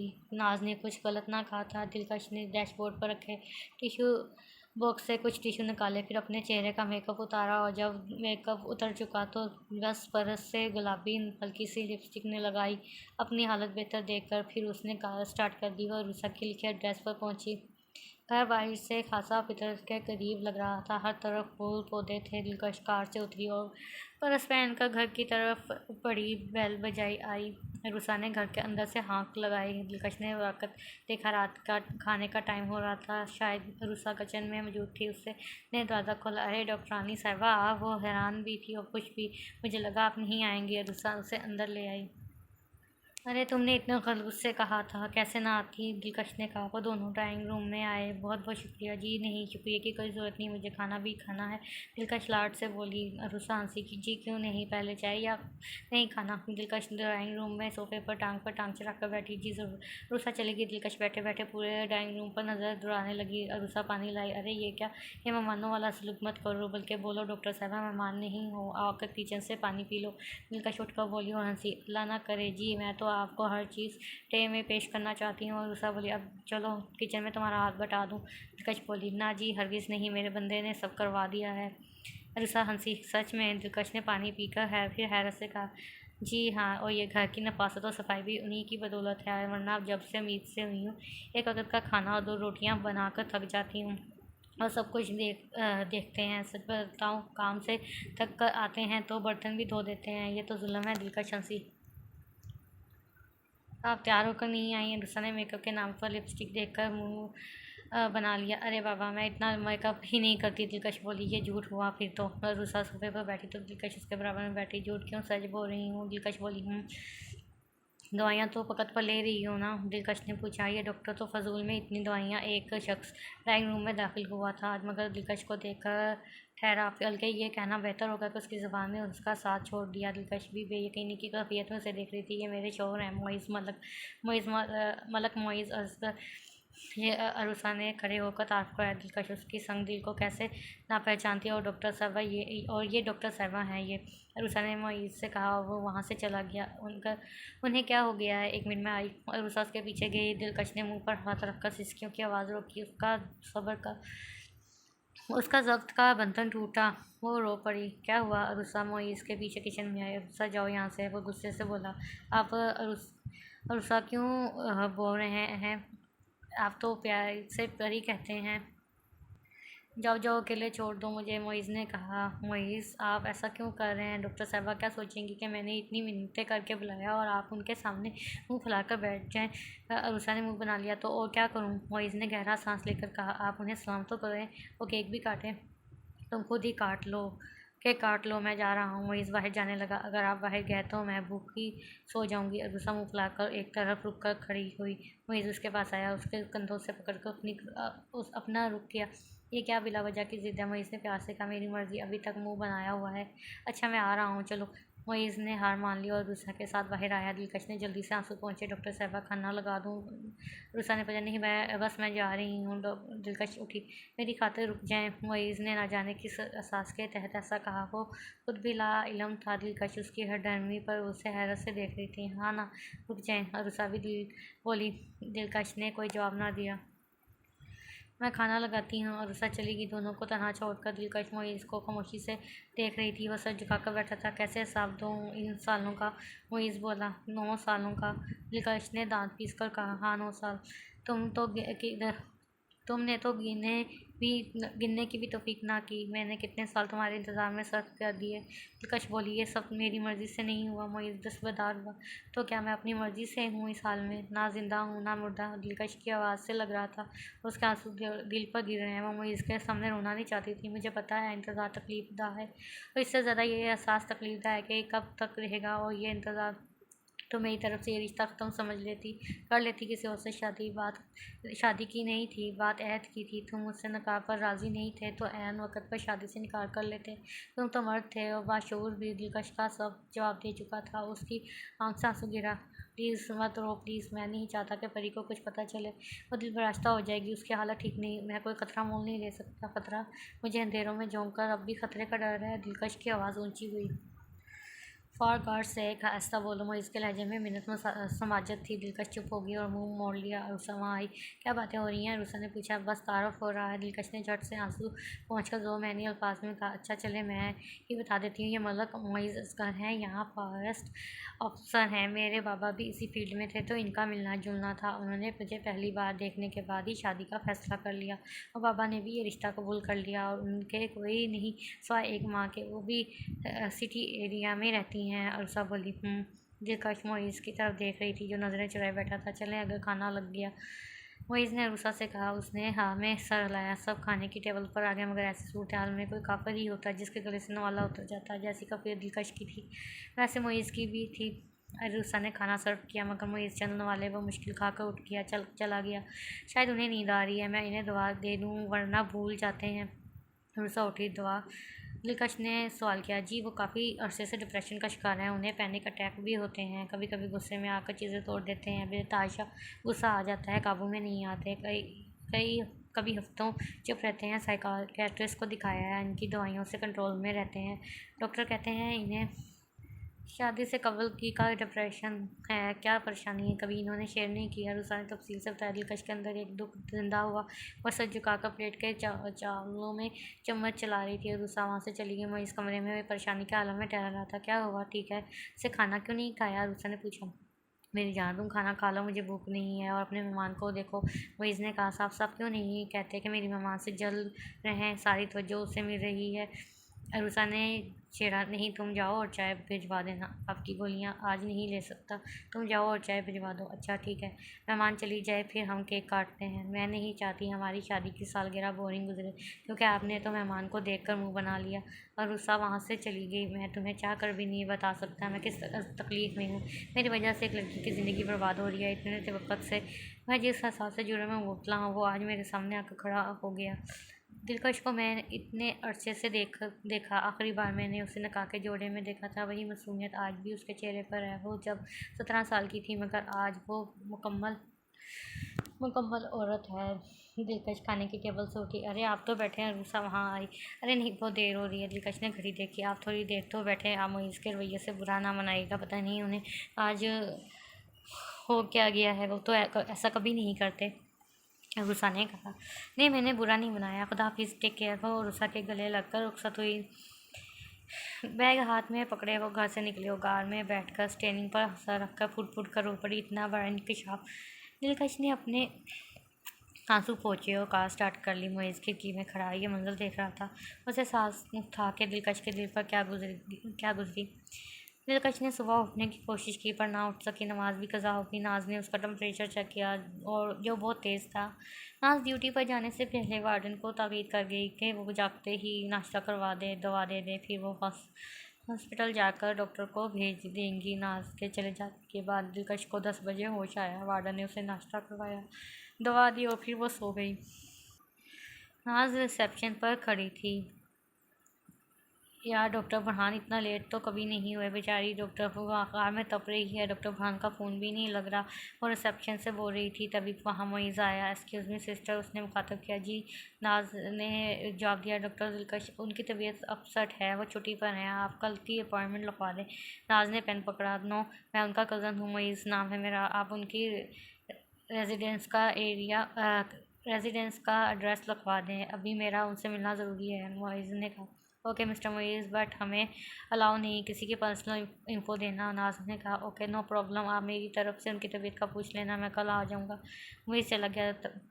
तभी हसान वहाँ आया। उसके हाथ में पकड़ा स्टेथोस्कोप रिसेप्शन पर रखा। कौन था? कोई मुइज़ नाज एक फ़ाइल में पड़ी बिजी थी। हसान के पाँव से ज़मीन निकल गई। क्या मुइज़? हसान बामुश्किल बोला। क्यों? नाज ने महसूस किया हसान के तासरात बदले। अंदा ये बंदा आए तो उसे दिलकश से मिलने मत देना। हसान ने कहा। क्योंकि वो दिलकश नफ़रत करती है इससे। उसने एक बार दिलकश के साथ मोहब्बत का ड्रामा रचाया, फिर उसे चीट किया। इसलिए प्लीज़ इसे मिलने मत देना और दिलकश से जिक्र मत करना, वरना इसके गुस्से की जिम्मेदार तुम खुद होगी। हत्ता कि वो तुमसे सलाम दुआ छोड़ देगी। हसान ने कहानी बनाकर नाज को पेश की। ओह सो सैड, सुनकर अफसोस हुआ। उसने अच्छा नहीं किया। नाज बोली। हाँ बस तुम एहतियात करना। ओके, हसान ने कहा। फिर जाने लगा। और हाँ, ये बहुत चालाक है, हॉस्पिटल भी आ सकता है, तुम ध्यान रखना। हसान ये कहकर चला गया। नाज हाँ में सर हिलाया। वो इस घर में दाखिल हुआ। आप इतना लेट क्यों? रूसा ने पूछा। डॉक्टर दिलकश से मिलने गया था। हसान अचानक मुइज़ के मुंह से निकला। क्या? पर क्यों? रूसा ने पूछा। वो मैं कल के रवैये की माजरत करना चाह रहा था। कल मैं थोड़ा डिस्टर्ब था। मुइज़ ने पट्टी मसलते हुए बात बदली। शुक्र है, कुछ तो इज्जत रखी आपने मेरी। रूसा ने मुँह बसोरा। अच्छा बाबा, पानी तो पिला दो। मोइज़ किचन में चला गया। रूसा ने उसे फ्रिज से पानी निकाल कर ग्लास में डेल कर पकड़ा दिया। फिर उन्होंने माफ़ कर दिया। रूसा ने पूछा। नहीं, वो छुट्टी पर थी, तबीयत नासाज थी। मोइज़ ने कहा। अच्छा, फिर हम उनके घर चलें? रूसा ने पूछा। उनका घर नहीं, हॉस्टल है, एक बंदा ही मिल सकता है, या तुम या मैं। मोइज़ ने कहा। रूसा सोच में पड़ गई। मैं कोई कंप्रोमाइज़ नहीं कर सकता। वो जज्बात में आकर तुम्हें सच बता सकती है, मैं चाह कर भी तुम्हें इससे मिलने नहीं दे सकता। मुइज़ ने सोचा। चलो मैं जाकर मिल लूँगा, तुम वैसे भी अपॉइंटमेंट लेकर चेकअप करवाने जाऊँगी। मुइज़ ने कहा। तब तक वो दिलकश को समझाकर रूसा को बताने से बाज रखेगा। हाँ ये भी सही है, फ़िलहाल आपका माफ़ी मांगना ज़रूरी है। रूसा ने कहा। हाँ मैं चलूँगा शाम को। मुइज़ ने कहा। अच्छा मैं खाना लगा देती हूँ। नाज हॉस्टल आई तब तक डॉक्टर भी आ चुका था। डॉक्टर फरहान के तो मजाज नहीं मिलते। नाज ने छेड़ा जो दिलकश की नस चेक कर रहे थे। अब मैंने क्या कर दिया? वो से भाई पहले हॉस्टल हमारे साथ की, फिर अपना क्लिनिक खोल लिया। अब तो बड़े आदमी हो, गरीबों का फ़ोन नहीं उठाते। नाज बोली। भाई बड़ा आदमी हूँ मगर 2 बीवियाँ भी हैं मेरी। खादम फारग कब नज़र आएगा? उनकी बात पर दिलकश भी हंस के देखा। डॉक्टरानी समझी हैं हमारी सिचुएशन। वक़्त निकाल कर आ तो गया। वापस जाकर बीवियों को रिपोर्ट भी देनी है आज की। उन्होंने पर्ची पर दवाइयाँ लिखी। शरबत 2 टाइम और गोलियाँ 3 टाइम लेनी है। आराम भी ज़रूरी है। डॉक्टर फरहान ने दिलकश को हदायत दी। सिस्टर एक बंदा आया है। वार्डन आई। अच्छा मैं आती हूँ। नाज चली गई और ड्राइंग रूम में आई। तुम इधर भी आ गए? नाज मुइज़ को वहाँ पाकर बोली। आपने एड्रेस नहीं दिया पर डॉक्टर दिलकश ने कहा ड्राइवर ने दे दिया। मुइज़ बोला। वो अभी सो रही हैं, नहीं मिल सकती। नाज जाने लगी। मैं फिर भी मिलूँगा, मुइज़ ने कहा।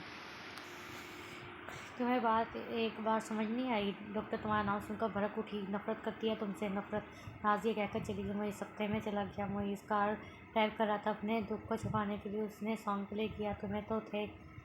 तुम ही तो थे ख्यालों में, तुम ही थे बेख्याली में, कोई आंसू ना ठहरा था चिलकी पलकों की जाली में। तुम्हें पाके कहाँ खुश थे, तुम्हें पाके कहाँ रोए। करे तो क्या करे कोई, अगर तकदीर ही सोए। महेश की आंखों से आंसू जारी हो गए जिन्हें उसने जल्दी से पोंछ लिया। तुम्हें लगता है मैं तुम्हें भूल गया? सबको यही लगता है। मर्द को दर्द कहाँ होता है, मर्द कहाँ रोते हैं, मर्द को मोहब्बत मोहब्बत नहीं होती। मरीज ने कहा, रोक ली। सुनसान सड़क पर से ट्रेन पर सर रखकर वो चीख चीख कर रो रहा था। जहाँ कोई उसकी चीखें नहीं सुन सकता था, उसकी सिसकियाँ नहीं सुन सकता था, कोई नहीं जान सकता वो इस लफ्ज़ से कितना टूटा। नफरत, अब दिलकश नफरत करती है उससे। कहाँ गुम रह गई मेरी मोहब्बत में, कहाँ कमी रह गई मेरी मोहब्बत में? जितना तुमने मेरा इंतज़ार किया, इस जैसी शिद्दत मुझ में भी थी। अभी कुछ आग बाकी है तेरे मिलने बिछड़ने की, मेरा तन बन बिखरने की, मेरी सांसें खुलने की। मैं इसने जल्दी से सॉन्ग बंद कर दिया। मैं चला गया था। जानता हूँ तो दुआ करती मैं मर जाता, ना करती मेरा इंतज़ार। मैं मर ही जाता तो अच्छा होता। कम से कम तुम्हारी ज़िंदगी के 9 साल तो बर्बाद ना होते। इतने कीमती 9 साल मैंने तुम्हारी ज़िंदगी बर्बाद कर दी। जानता हूँ तभी अपने घर वालों से कता ताल्लुक़ कर लिया, माँ बाप को मारा हुआ समझ लिया। मेरा बाप मेरे आने के इंतज़ार में आंखें बंद कर चुका था, मगर मैं सिर्फ इनके जनाजे पर गया। वजह तुम थी, तुम्हारी ज़िंदगी बर्बाद करने में उनका किरदार था। तो सोचो, अपने माँ बाप से इतनी नफरत की तो खुद से नहीं की होगी। मुझे अपने आप से नफरत थी, अपने वजूद से, अपने चेहरे से, हर शय से जो मुझसे मंसूब हो। मगर तुमसे निस्बत जो थी, तुमसे नफरत ना कर सका, और तुम्हारी एक नफरत ने मुझे तोड़ कर रख दिया। शायद मैं इसी काबिल हूँ मैं कभी भुला ही नहीं। अगर ये भी चाहा कि तुम्हारी खुशी की खातिर तुम्हें छोड़ दूँ, तलाक दे दूँ, और अब यही करूँगा, तुम्हें तलाक दूँगा। मोइज़ ने स्टीयरिंग से सर उठाया। जब वो खुद को जी भर कर पहुँच चुका, जी भर कर हो चुका, अब वो कार से बाहर आया। सुनसान सड़क पर अंधेरा था, चांद की रोशनी सड़क पर पड़ रही थी। मीज़ ने कार से टेक लगाकर सड़क पर बैठ गया। कार से सर टका कर आँखें बंद करनी, तभी उसका फ़ोन असल समझने लगा। मोइज़ ने फ़ोन देखा जहाँ पर ही कॉलिंग लिखा था। मोइज़ ने फ़ोन पावर ऑफ कर दिया।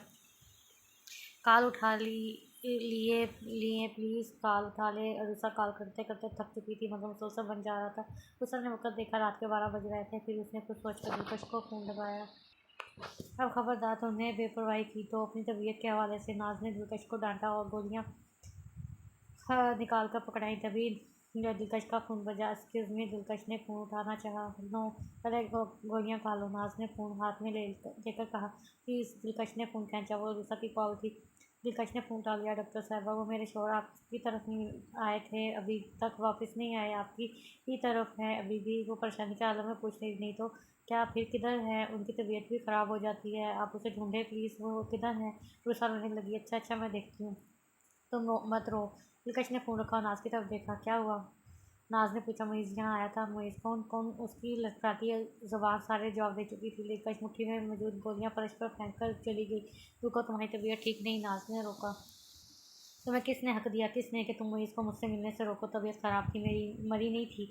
दिलकश नाज पर चीखी। है कौन वो? तो तुम्हारा कज़न मलक मोइज़ असगर मेरा शौहर है वो। दिलकश ये कहकर चली गई। नाज सर पकड़ कर बैठ गई। दिलकश कार पर में बैठ कर 1 घंटे तक मोइज़ को ढूंढती रही, मगर वो ना मिला। फिर उसने एक नुक्कड़ पर रुककर ट्रैफिक पुलिस के बंदे तक आई। सर, वो यहाँ से कोई दूसरा रास्ता भी आता है? दिलकश ने पूछा। जी, वो सुनसान सड़क है, वहाँ कोई नहीं जाता।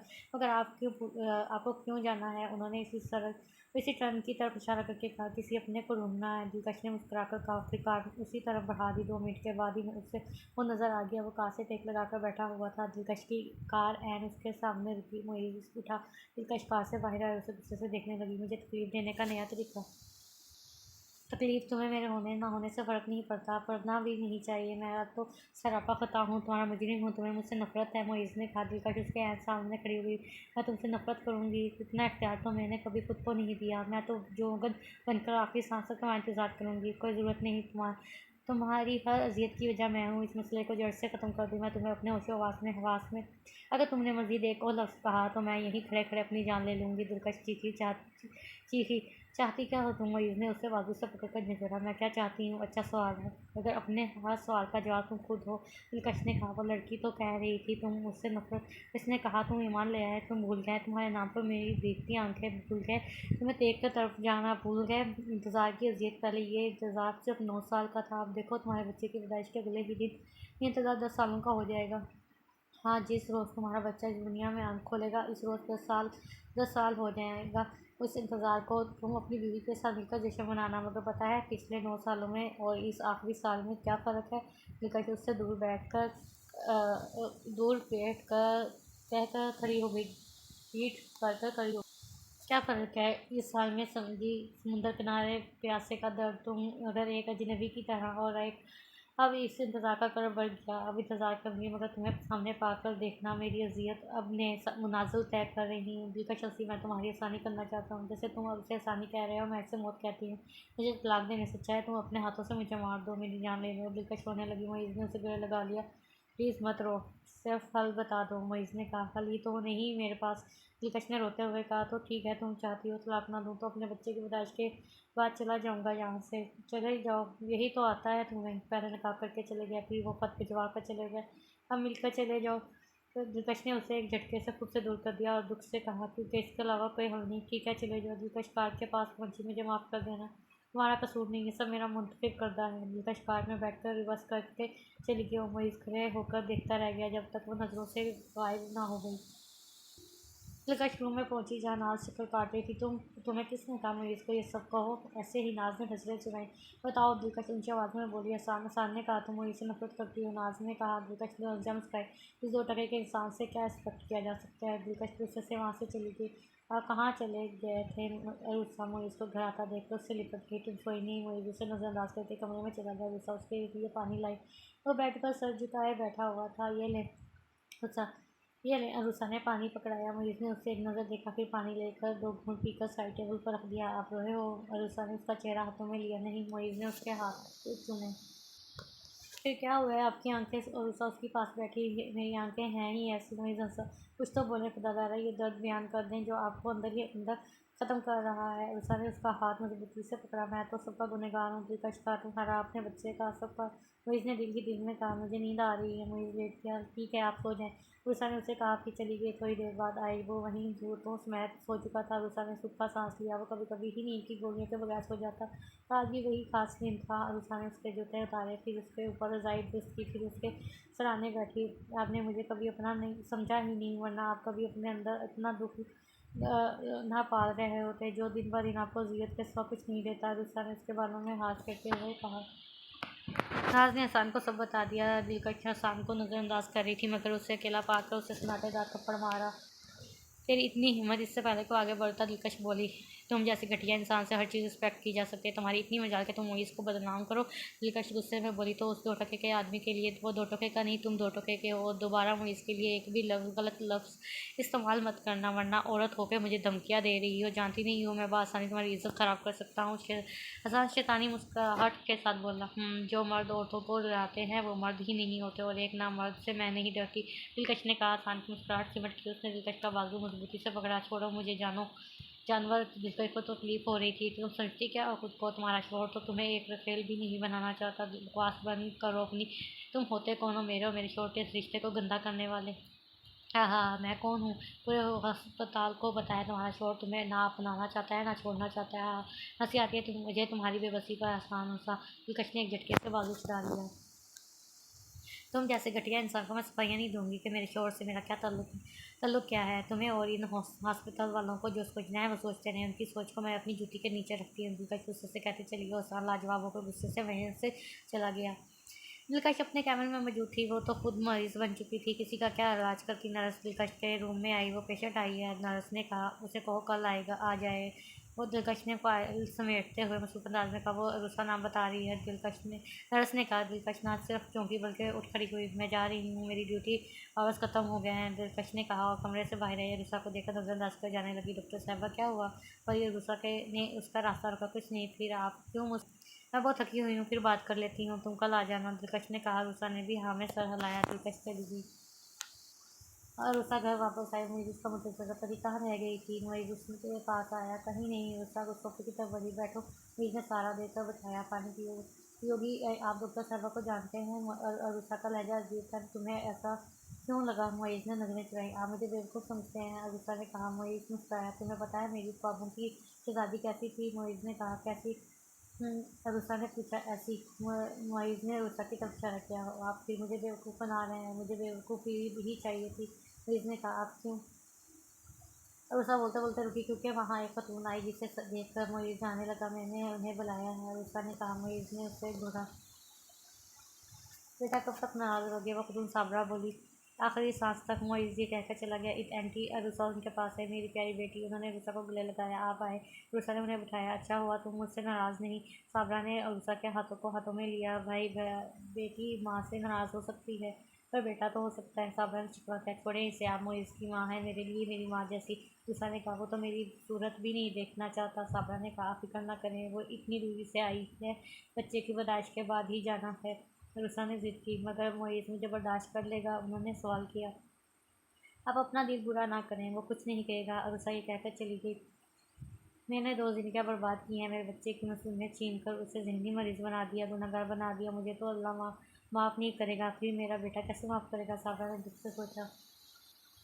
रूसा चाय लेकर मुइज़ के पास आए। क्या हुआ? आप क्यों तुम इसी औरत की खिदमतें करो, मुझे मेरे हाल पर छोड़ दो। मुइज़ ने कहा वो आपकी माँ है। माँ? मुइज़ गुस्से से बोला। माँ ऐसी होती है जिसने मुझे गुनहगार बना दिया। मुइज़ ने कहा क्या? रूसा हैरत से बोली। तुम प्लीज़ जाओ, अकेला छोड़ दो मुझे। मुइज़ ने अपने जज्बात पर काबू पाकर कहा। अभी वो उसे सच नहीं बता सकता था। बताए क्या किया है आपने? रूसा की आंखों में आंसू आ गए। तुम जाओ, प्लीज़ जाओ। मुइज़ से लाया। रूसा किचन में आ गई जहाँ साबरा मौजूद थी। क्या हुआ था? क्या किया था आपने? रुसा ने पूछा। क्या साबरा अनजान बनी। मोइज़ का माजी कुछ भी नहीं हुआ, तो अपनी हालत पर ध्यान दो। साबरा जाने लगी। मुझे सच बताइए। रुसा ने रास्ता रोका। मोइज़ से ही पूछो, उन्होंने कहा। रुसा हिम्मत करके मोइज़ के पास आई। वो सोफे पर बैठा दोनों हाथों से सर थामे रो रहा था। मोइज़ उर्सा उसके कदमों में बैठी। उठो। मोइज़ ने उसका हाथ थामा मगर उर्सा ने उसका हाथ अपने सर पर रखा। आपको मेरी कसम, अपने बच्चे की कसम, मुझे सच बताइए। उर्सा ने कहा। मोइज़ ने नज़रें चुराई। उर्सा ने उसका हाथ अपने सर पर से हटाया। मैं डरता हूँ तुम्हें कुछ ना हो जाए। मगर वो रुका। फिर सच बताना शुरू किया। तुमने मुझसे 2 साल सवाल किए कि मैं डॉक्टर दिलकश का क्या लगता हूँ। वो ये नदामत, इन दोनों का एक ही जवाब है। वो नज़रें चुराए बैठा था और उर्सा उसके पास बैठी और उसके सीने पर सर रख लिया। मैं डॉक्टर दिलकश का चाचा ज़ाद हूँ। ताई अम्मी की तबीयत ठीक नहीं रहती थी, उनकी मौत करीब थी। उनकी चंद सांसें बची थी। वो खुदा की अमानत थी। इस वक्त दिलकश 17 साल की थी और मैं 18 साल का। ताई अम्मी की आखिरी ख्वाहिश थी कि मैं दिलकश से निकाह कर लूँ और ताया अबू ने वैसा ही किया। 4 गवाहों के सामने हम दोनों का निकाह हो गया जिसमें हम दोनों की मर्ज़ी शामिल नहीं थी। तो बता ताई अम्मी अम्मी से बदला लेना चाहती थी, तभी इस निकाह के लिए मानी। ताई अम्मी की पूरे ख़ानदान में इज़्ज़त थी मगर मेरी माँ की हसद फितरत किसी से छुपी हुई नहीं थी। उनकी मौत के बाद हम रोपोश हो गए। मेरी माँ ने मुझे दिलकश से बदगुमान करके वापस जाने से रोका मगर दिलकश की दिली कैफियत तब पता चली जब वो बाबा जानी के नाम से अपने घर का खतूत भेजती। जो मैं पढ़ता, मेरा एहसास नदामत बढ़ता जा रहा था दिन और रात। दिलकश की याद। मैंने सोचा शादी करके आगे बढ़ जाऊँ मगर अब तो मैं तुम्हारा भी गुनहगार बन गया। बाबा ने भी ख़ास मुज़ाहमत ना की और मेरी ज़िंदगी बर्बाद कर दी। बाबा का इंतकाल हो गया और मैं ना जा सका। अम्मी बहन के साथ रहती है। मैं नीलम वादी की जॉब के डॉक्यूमेंट्स कंप्लीट कर लिए, फिर शादी कर ली। अगले ही रोज़ मुझे कॉल आ गई। हम यहाँ आ गए। दिलकश को भूल गया। काश मैं इससे मिलकर यहाँ आता या यहाँ भी लम्हा भर करार ना मिला। वही सर झुकाए मुजरिम बन चुका था। रुसा उसे हैरत से देख रही थी। मैं रुसा ने खिड़कियों से पर्दे हटा दिए। पूरी रात बारिश होती रही। बारिश तो और दुख ही दिलों की कमज़ोरी होती है। कल की रात तो रुसा पर क़यामत बनकर गुजरी। साबरा इसी वक्त सामान बांधे बाहर टैक्सी में बैठने लगी। आखिरी बार मुड़कर रुसा की जानिब देखा, ज़बरदस्ती मुस्कुराकर फिर टैक्सी में बैठ कर चली गई। रुसा ने खिड़की के पर्दे फिर बंद कर दिए। मोइज़ वहाँ आया। उसने रुसा को अपनी बाहों में घेर लिया, उसके कंधे पर सर रख लिया। मुझे पता है तुम्हें दुख हो रहा होगा मगर तुम जैसा चाहोगी वैसा ही होगा। मैं दिलकश को तलाक दे दूँगा। मुझे इस बात का दुख नहीं कि आपका निकाह दिलकश से हो चुका है, बल्कि मैंने हमारे रिश्ते को बहुत मजबूत समझा था कि हम एक दूसरे के हमराज हैं। अगर ये सब आप मुझे पहले बता देते, बीवी ना सही, एक हमदर्द का रिश्ता तो था। मैं आपके आंसू पोंछ लेती मगर आज तो मैं अपने आंसू पोंछने के लायक नहीं रही। वो अपने आंसू छुपाती वहाँ से चली गई। दिलकश दोनों हाथों में सर थामे अपने कैबिन में बैठी थी। तभी नर्स वहाँ आई। डॉक्टर, वो पेशेंट मुझे किसी से नहीं मिलने, जाओ मेरे लिए एक कप काफ़ी भेजो। दिलकश ने कहा। वो रुसा ना बता रही है। नर्स ने कहा। दिलकश सोच में पड़ गई। हाँ, उसे बोलो उसकी अपॉइंटमेंट कल सुबह 9 बजे की है। डॉक्टर अभी बिज़ी है। दिलकश ने लैपटॉप खोलकर मसरूफ़ अंदाज में कहा। मगर मैंने कहा ना कि दिलकश बोलते बोलते रही क्योंकि रुसा वहाँ आ चुकी थी। तुम जाओ और 2 कप काफ़ी भेजो। दिलकश ने रुसा से नजरें चुराई। नर्स चली गई। रुसा बैठी। तुम्हारी डिलीवरी का टाइम दिया जा चुका है बेचारा, तुम हॉस्पिटल के चक्कर काटना बंद कर दो। दिलकश उससे देखे बगैर बोली। आप मुझसे दूर क्यों हो गई? आप तो मेरे साथ बहनों की तरह थी। मैं नहीं चाहती मेरी जैसी मनहूस औरत का साया तुम्हारे शोहर और बच्चे पर पड़े, तुम्हारा घर बर्बाद हो। दिलकश दुख से बोली, लैपटॉप बंद करके उसकी तरफ मुतवज्जो हुई। खुदा दारा, ऐसा ना कि आपको चाहिए था आप मुझे हकीकत बताती, मगर मैं इतनी खुदगर्ज नहीं हूँ। ये सब जानने के बाद मुईज़ का घर तबाह होता, मैं जो मैं अफोर्ड नहीं कर सकती। दिलकश ने कहा, औरत कितनी फ्राख दिल होती है ना। और सास की जानब देख रही थी। मोहब्बत कुर्बानी मांगती है, वही तो कर रही हूँ। दिलकश ने कहा, आपने हमेशा कुर्बानियाँ ही दी, पहले उम्र की, फिर इंतज़ार की, फिर अब उसे सामने पाकर अपना हुक्म ही मांगा। और रुसा दुखी हुई। तुम और मुईज़ खुश रहो, बच्चे की पैदाइश के बाद तुम लोग जा रहे हो इस्लामाबाद। और रुसा ने कहा, जी जहाँ भी हो, मगर चले जाओ, खुश रहो। दिलकश ने कहा, नहीं, आप भी चलोगी हमारे साथ। मैं आपके साथ मुईज़ की दूसरी शादी करवाऊँगी। आप बीवी की हैसियत से उसके साथ रहो। नहीं, ये मुझसे नहीं होगा, तुम बहुत मसनून हो, मैं तुम्हारी खुशियों को ख़राब नहीं करूँगी। दिलकश ने मुंह मोड़ लिया, पर जाओ, मुईज़ को भी मेरा फैसला सुना देना। दिलकश तो स्कोप उठाकर चली गई। बारिश बाहर तेज़ हो रही थी। दिलकश कमरे में अंधेरे किए बेड से टेक लगाकर बैठी थी। कितना अजीब होता है ना ये वक्त, कितना अजीब। 10 साल पहले की भी तो बात है, मैं इस बारिश में पकौड़े तलती थी और आज अपने ज़ख्म सी रही हूँ जिससे बरसों के दुखों का खून रस रहा है। दिलकश माजी में चली गई। खाला, मैं बहुत मजबूर हूँ। शाजिया रो रही थी। रज़िया उसे तसल्ली दे रही थी। शाजिया रज़िया की मुलाजमत थी, मगर रज़िया ने यह फ़र्क नहीं रखा, उसे बहनों की तरह रखा। रज़िया दिलकश की माँ थी। तब दिलकश 2 चुटकियाँ बनाए नन्ही गली लग रही थी। वो वहाँ आई। माँ, आपको पता है, चुप हो जाओ। रज़िया ने दिलकश को बोलने से रोका। खाला, मेरे बच्चे बहुत छोटे हैं। वो मुसलसल रो रही थी। अच्छा, तुम रो तो मत, मैं कुछ करती हूँ। आज सर्वर आते हैं। तो रज़िया उठकर किचन में आई। दिलकश भी वहीं यहाँ पहुँची। इतनी बड़ी हो गई, पकौड़े तलने नहीं आते। रज़िया ने तेल में जलते पकौड़े देखकर कहा, माँ, मेरा रिजल्ट आ गया। दिलकश ने मुँह बसोरा, हाँ, आप डॉक्टर भी बन जाओगी। मेरी थोड़ी हेल्प करवा दो काम में। 16 साल की हो, मगर काम वाम कुछ नहीं आते।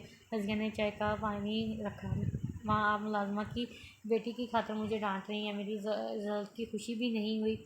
मैंने इतने अच्छे नंबरों से मैट्रिक क्लियर किया। दिलकश को गुस्सा आया। तेरा बाप खुश हो जाएगा सुनकर। वो खबरदार, शाजिया को मुलाजमा की बेटी कहा तो क्योंकि ना, तुम्हें पता है वो किन हालात से गुजर रही है। शोहर ने दूसरी शादी कर ली, बच्चों का खर्चा भी नहीं देता।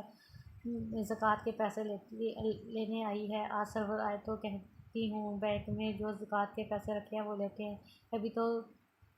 तभी तो वो ड्रामा कर रही है, खुद खट्टी खट्टी है, जॉब क्यों नहीं करती। अच्छा, जानती हूँ, और अनपढ़ है वो। रज़िया बोली, तो पढ़ लेती, डॉक्टर बन जाती, फिर कर लेती शादी। कौन सा शादी के बगैर मर जाती। अब भी बुरे हालात उसी के हैं। शोर के कोसते रहना कोई अक्लमंदी नहीं। दिलकश ने कहा, तुम बन गई डॉक्टर। वो तंजिया पूछने लगी। बन जाऊंगी, आपको पता है मैट्रिक में मेरे नंबर टॉप पर हैं। यही बताने आई थी। अच्छा हुआ। रज़िया चाय बनाने लगी। क्या मतलब? अभी अगर यही बात अब्बा को बताती, कैसे वाह वाह होती मेरी। दिलकश ने कहा, बेटा, एक बात याद रखना, और डॉक्टर बने या इंजीनियर, अपना नसीब नहीं बदल सकती। रज़िया ने ठीक कहा था। ये बारिश, ये अंधेरा, ये तन्हाई, उसका खोटा नसीब, सब एक जैसा था।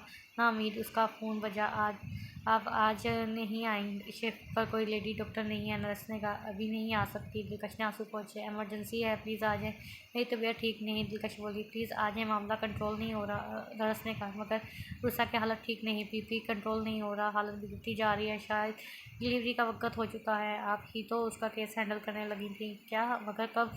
15 मिनट पहले हो चुके हैं।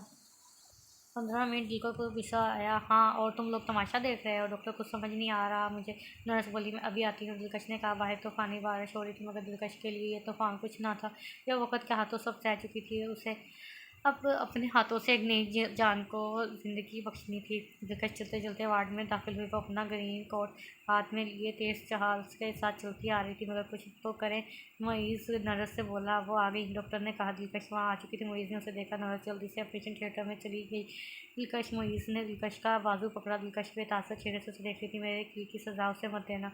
मुईज़ की आंखों में बदबस्ती। मैं बस अपना फ़र्ज़ निभाने आई हूँ। दिलकश ने मुईज़ से अपना हाथ छुड़ाया और आगे बढ़ी। ऑपरेशन थिएटर के सामने रुकी, अपने हाथों को देखा। या अल्लाह, इन हाथों में बस शफा होनी चाहिए। आगे गुस्सा की बात जाए, मेरा दुश्मन भी हो, तब भी मैं अपना फ़र्ज़ ही निभाऊंगी। दिलकश की आंखों से आंसू उसके हाथ पर गिरा। दिलकश सदमे के आलम में एक कुर्सी पर बैठी अपने हाथों से सफ़ेद ग्लव्स उतारे और सर पकड़ लिया। नर्स चलती उसके पास आई। पूरे कॉरिडोर में नन्ही सी जान की रोने की आवाज़ गूंजने लगी। नर्स ने हाथ में पकड़ी बच्ची वहीं उसके पास कुर्सी पर रखी। आपने कुछ नहीं किया? नर्स उसके पास बैठी। नहीं, वो रोते हुए चिल्लाई, आप प्लीज़, मैंने जानकर नहीं किया, आप अकेली नहीं थी हमारे साथ, और भी सीनियर डॉक्टर थे, वो भी उषा को नहीं बचा सके। नर्स ने कहा, मैं इसकी कातिल नहीं हूँ, मैं इसकी कातिल नहीं हूँ, मैं तो बस अब एक कोशिश कर सकूँगी।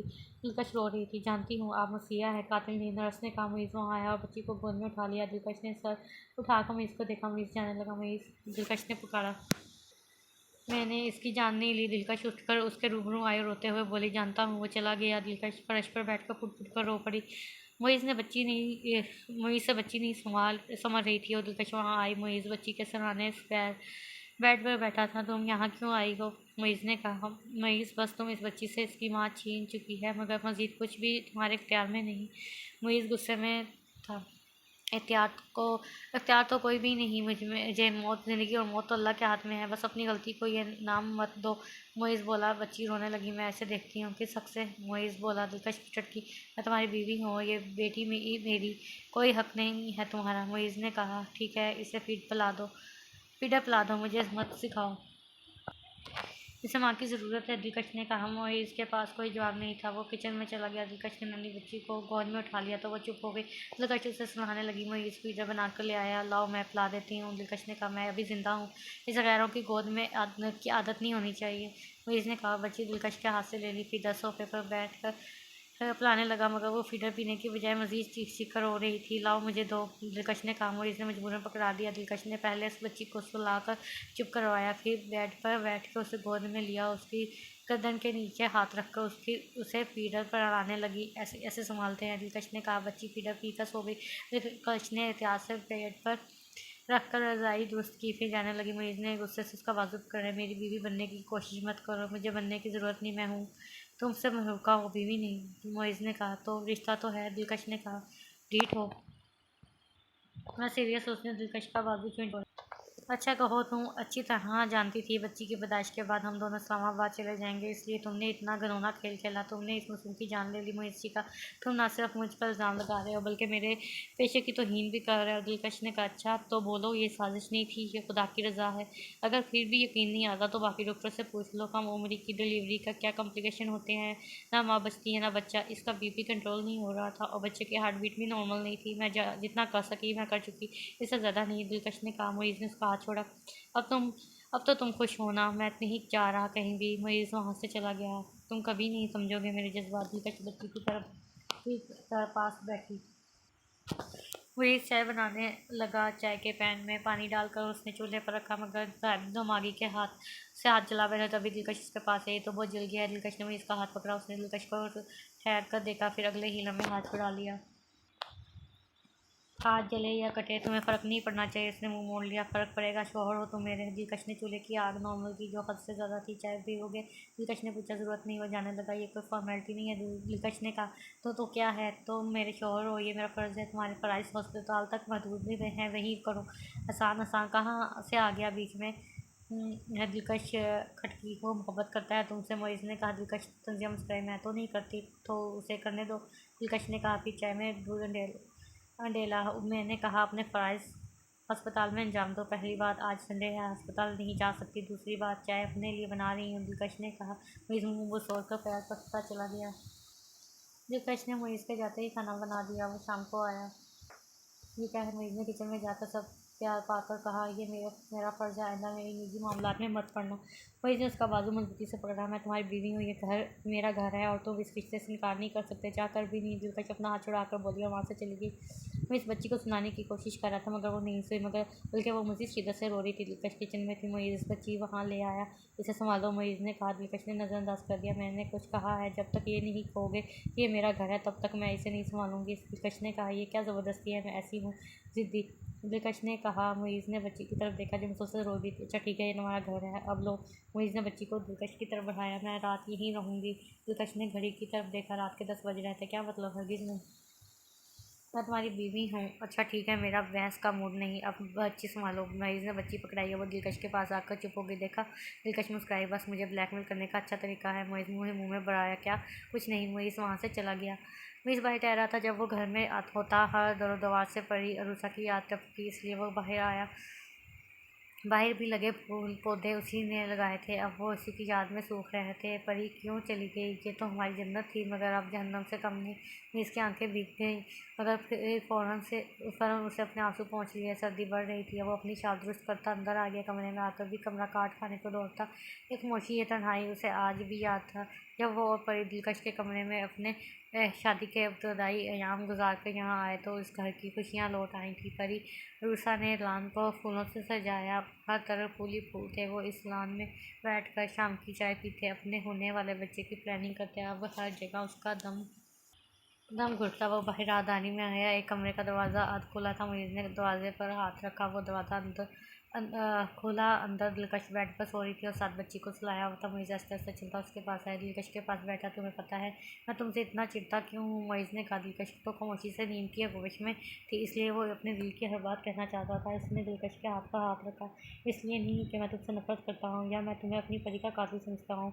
नहीं, इसलिए भी नहीं कि हम दोनों का निकाह जबरन हुआ, बल्कि तुम रोशनी हो। वो रुका, सदा भरी जिसमें सदियों का दुख था। हाँ, तुम रोशनी हो, तुम मेरी ज़िंदगी को रोशनी हो। मैं सरापा तहरीकी दुख, अफसोस, से जुर्म को देने का दुख और यूँ मेरी बच्ची की परी मैच्योर बर्थ, मेरी बीवी का मर जाना। मेरी ज़िंदगी में कुछ भी नॉर्मल नहीं। मुझे पता है अब मेरी ज़िंदगी में कोई औरत नहीं।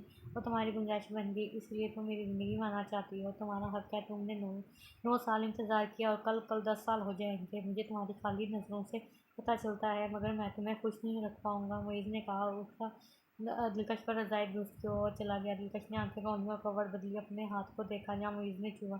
तुम्हें नहीं पता इस नकाह में क्या कशिश है। मैं रोशनी हूँ और तुम्हारी तारीफ ज़ात को रोशनी ये फ्राहम करने आई हूँ। तुम कहते हो मुझे खुश नहीं रख सकते। मेरे दिल से पूछो, मैं इस नकाह के लिए क्या कुछ झेल चुकी हूँ। मज़ीद भी बर्दाश्त करने के लिए तैयार हूँ। बस फ़ख्र से कहना चाहती हूँ मैं इसके नकाह में हूँ। दिलकश ने खुद से कहा और फिर मुइज़ की बेटी को देखा। देखो, खुदा ने बिन मांगे मुझे औलाद से नवाज दिया। दिलकश ने उसका माथा चूमा। मुइज़ की आंख खुली। उसके हाथ में अपनी और परी की शादी की तस्वीर थी। वो सोफे पर ही सो गया, मगर किसी ने उसके ऊपर रज़ाई डाल दी। और दिलकश के सिवा कौन हो सकता है? मुइज़ उठा और कमरे से बाहर आकर दिलकश के कमरे की तरफ गया। वो नहीं थी। फिर वो किचन में आया। चाहे नाश्ता तैयार रखा था, साथ तयशुदा कागज़ भी था। उसने उठाकर देखा। बच्ची को मैंने तुम्हारे कमरे में बेड पर सुला दिया है, तो नाश्ता कर लेना। 2 बजे तक आ जाऊँगी। लंच भी बना दूँगी। वो मिलकर खा लेंगे। अब नाश्ता कर लेना। दिलकश का अंदाज़ बीवियों वाला था। मुइज़ मुस्कुरा दिया। दिलकश अस्पताल में आई हर नज़र उसे देख रही थी, खासकर नाज जो उसके रूममेट थे। दिलकश से सेकंड के सामने से गुजरी, मगर 2 लोगों की बातें नहीं हो सकती। तुझे कैसी लगती तो नहीं? एक ने कहा।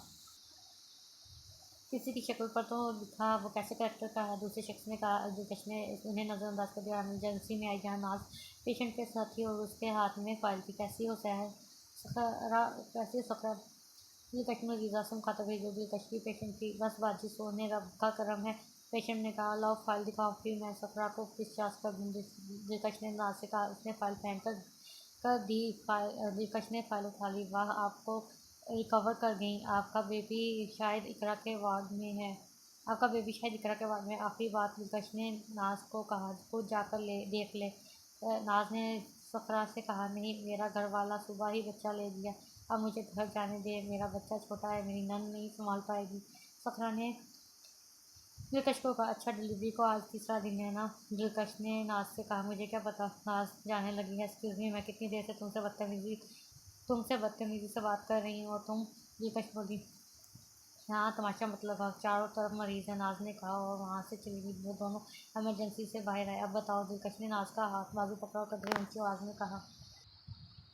इससे क्या पूछ रही? मैं बताता हूँ। आसान वहाँ आया, उसके साथ इकरार भी थी और कुछ किताब। तो बताओ? दिलकश ने कहा। हमें पता चला कि तुम रात हॉस्टल में नहीं थी। पूरी रात कहाँ थी? This is not none of your concern. Dilkash गुस्से से बोली। दिस इज़ तो माई कंसर्न। हमारे हॉस्पिटल में साफ सुथरा माहौल है चाहिए और साफ सुथरा स्टाफ। ये बात हमारे मुंह पर जचती नहीं। दिलकश तंजिया मुस्कुराई। तुम वही हो ना जिसकी वजह से डॉक्टर मुकद्दस यहाँ से चली गई? तुम उसे हरासा करते थे, उसे हाथ लगाने की कोशिश करते थे। दिलकश की बात को सब हैरत से देखने लगे। और इतना तुम इसे इतने अरसे से रिश्ता दिलाने की बात कर रही हो, ये इनकार कर रहा है। इसकी वजह तुम मुझे सुनती थी। मैं अगर असल वजह इसके रियाज तबीयत थी। यूनिवर्सिटी में हर लड़की के साथ फिरता पर करना इसकी आदत थी। इसने मेरे लिए रिश्ता भेजा मगर मैंने इनकार कर दिया। बहुत अफसोस हुआ मगर आज खुशी है अपने फैसले पर। दिलकश ने कहा। इकरा ने आगे बढ़कर शान से थप्पड़ मार दिया। इतना झूठ क्यों बोला? इकरा गुस्से से बोली। क्या तमाशा है? सीनियर डॉक्टर वहाँ आए। तुम बूढ़ी घोड़ी लाम लगाम हर मर्द के साथ बस। दिलकश के ने आसान की बात काटी।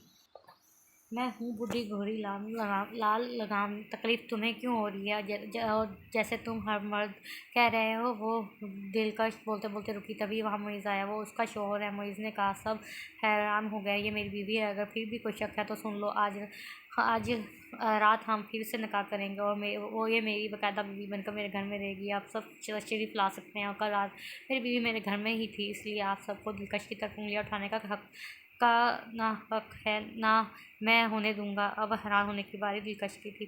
दिलकश बेड पर पड़ा और उसी जोड़ा देख रही थी। तभी मोइज़ वहाँ आया। अर्जेंट कोई इंतज़ाम नहीं हो सका। शहर यहाँ से बहुत दूर है। ये जोड़ा रूसा का था। तुम पहन लो और मेरी दुल्हन बन जाओ। मोइज़ ने कहा। दिलकश ने उस जोड़े पर हाथ फेरा। मेरे लिए ये किसी एजाज़ से कम नहीं।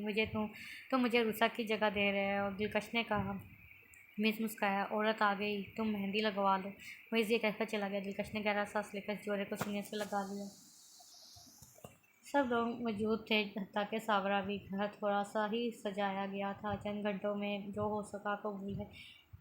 ये दिलकश ने कहा। नाकानामे पर दस्तक किए। सब लोगों ने दुआ के लिए हाथ उठाए। हुसान जब्त न कर सका, गुस्से से वहाँ से चला गया।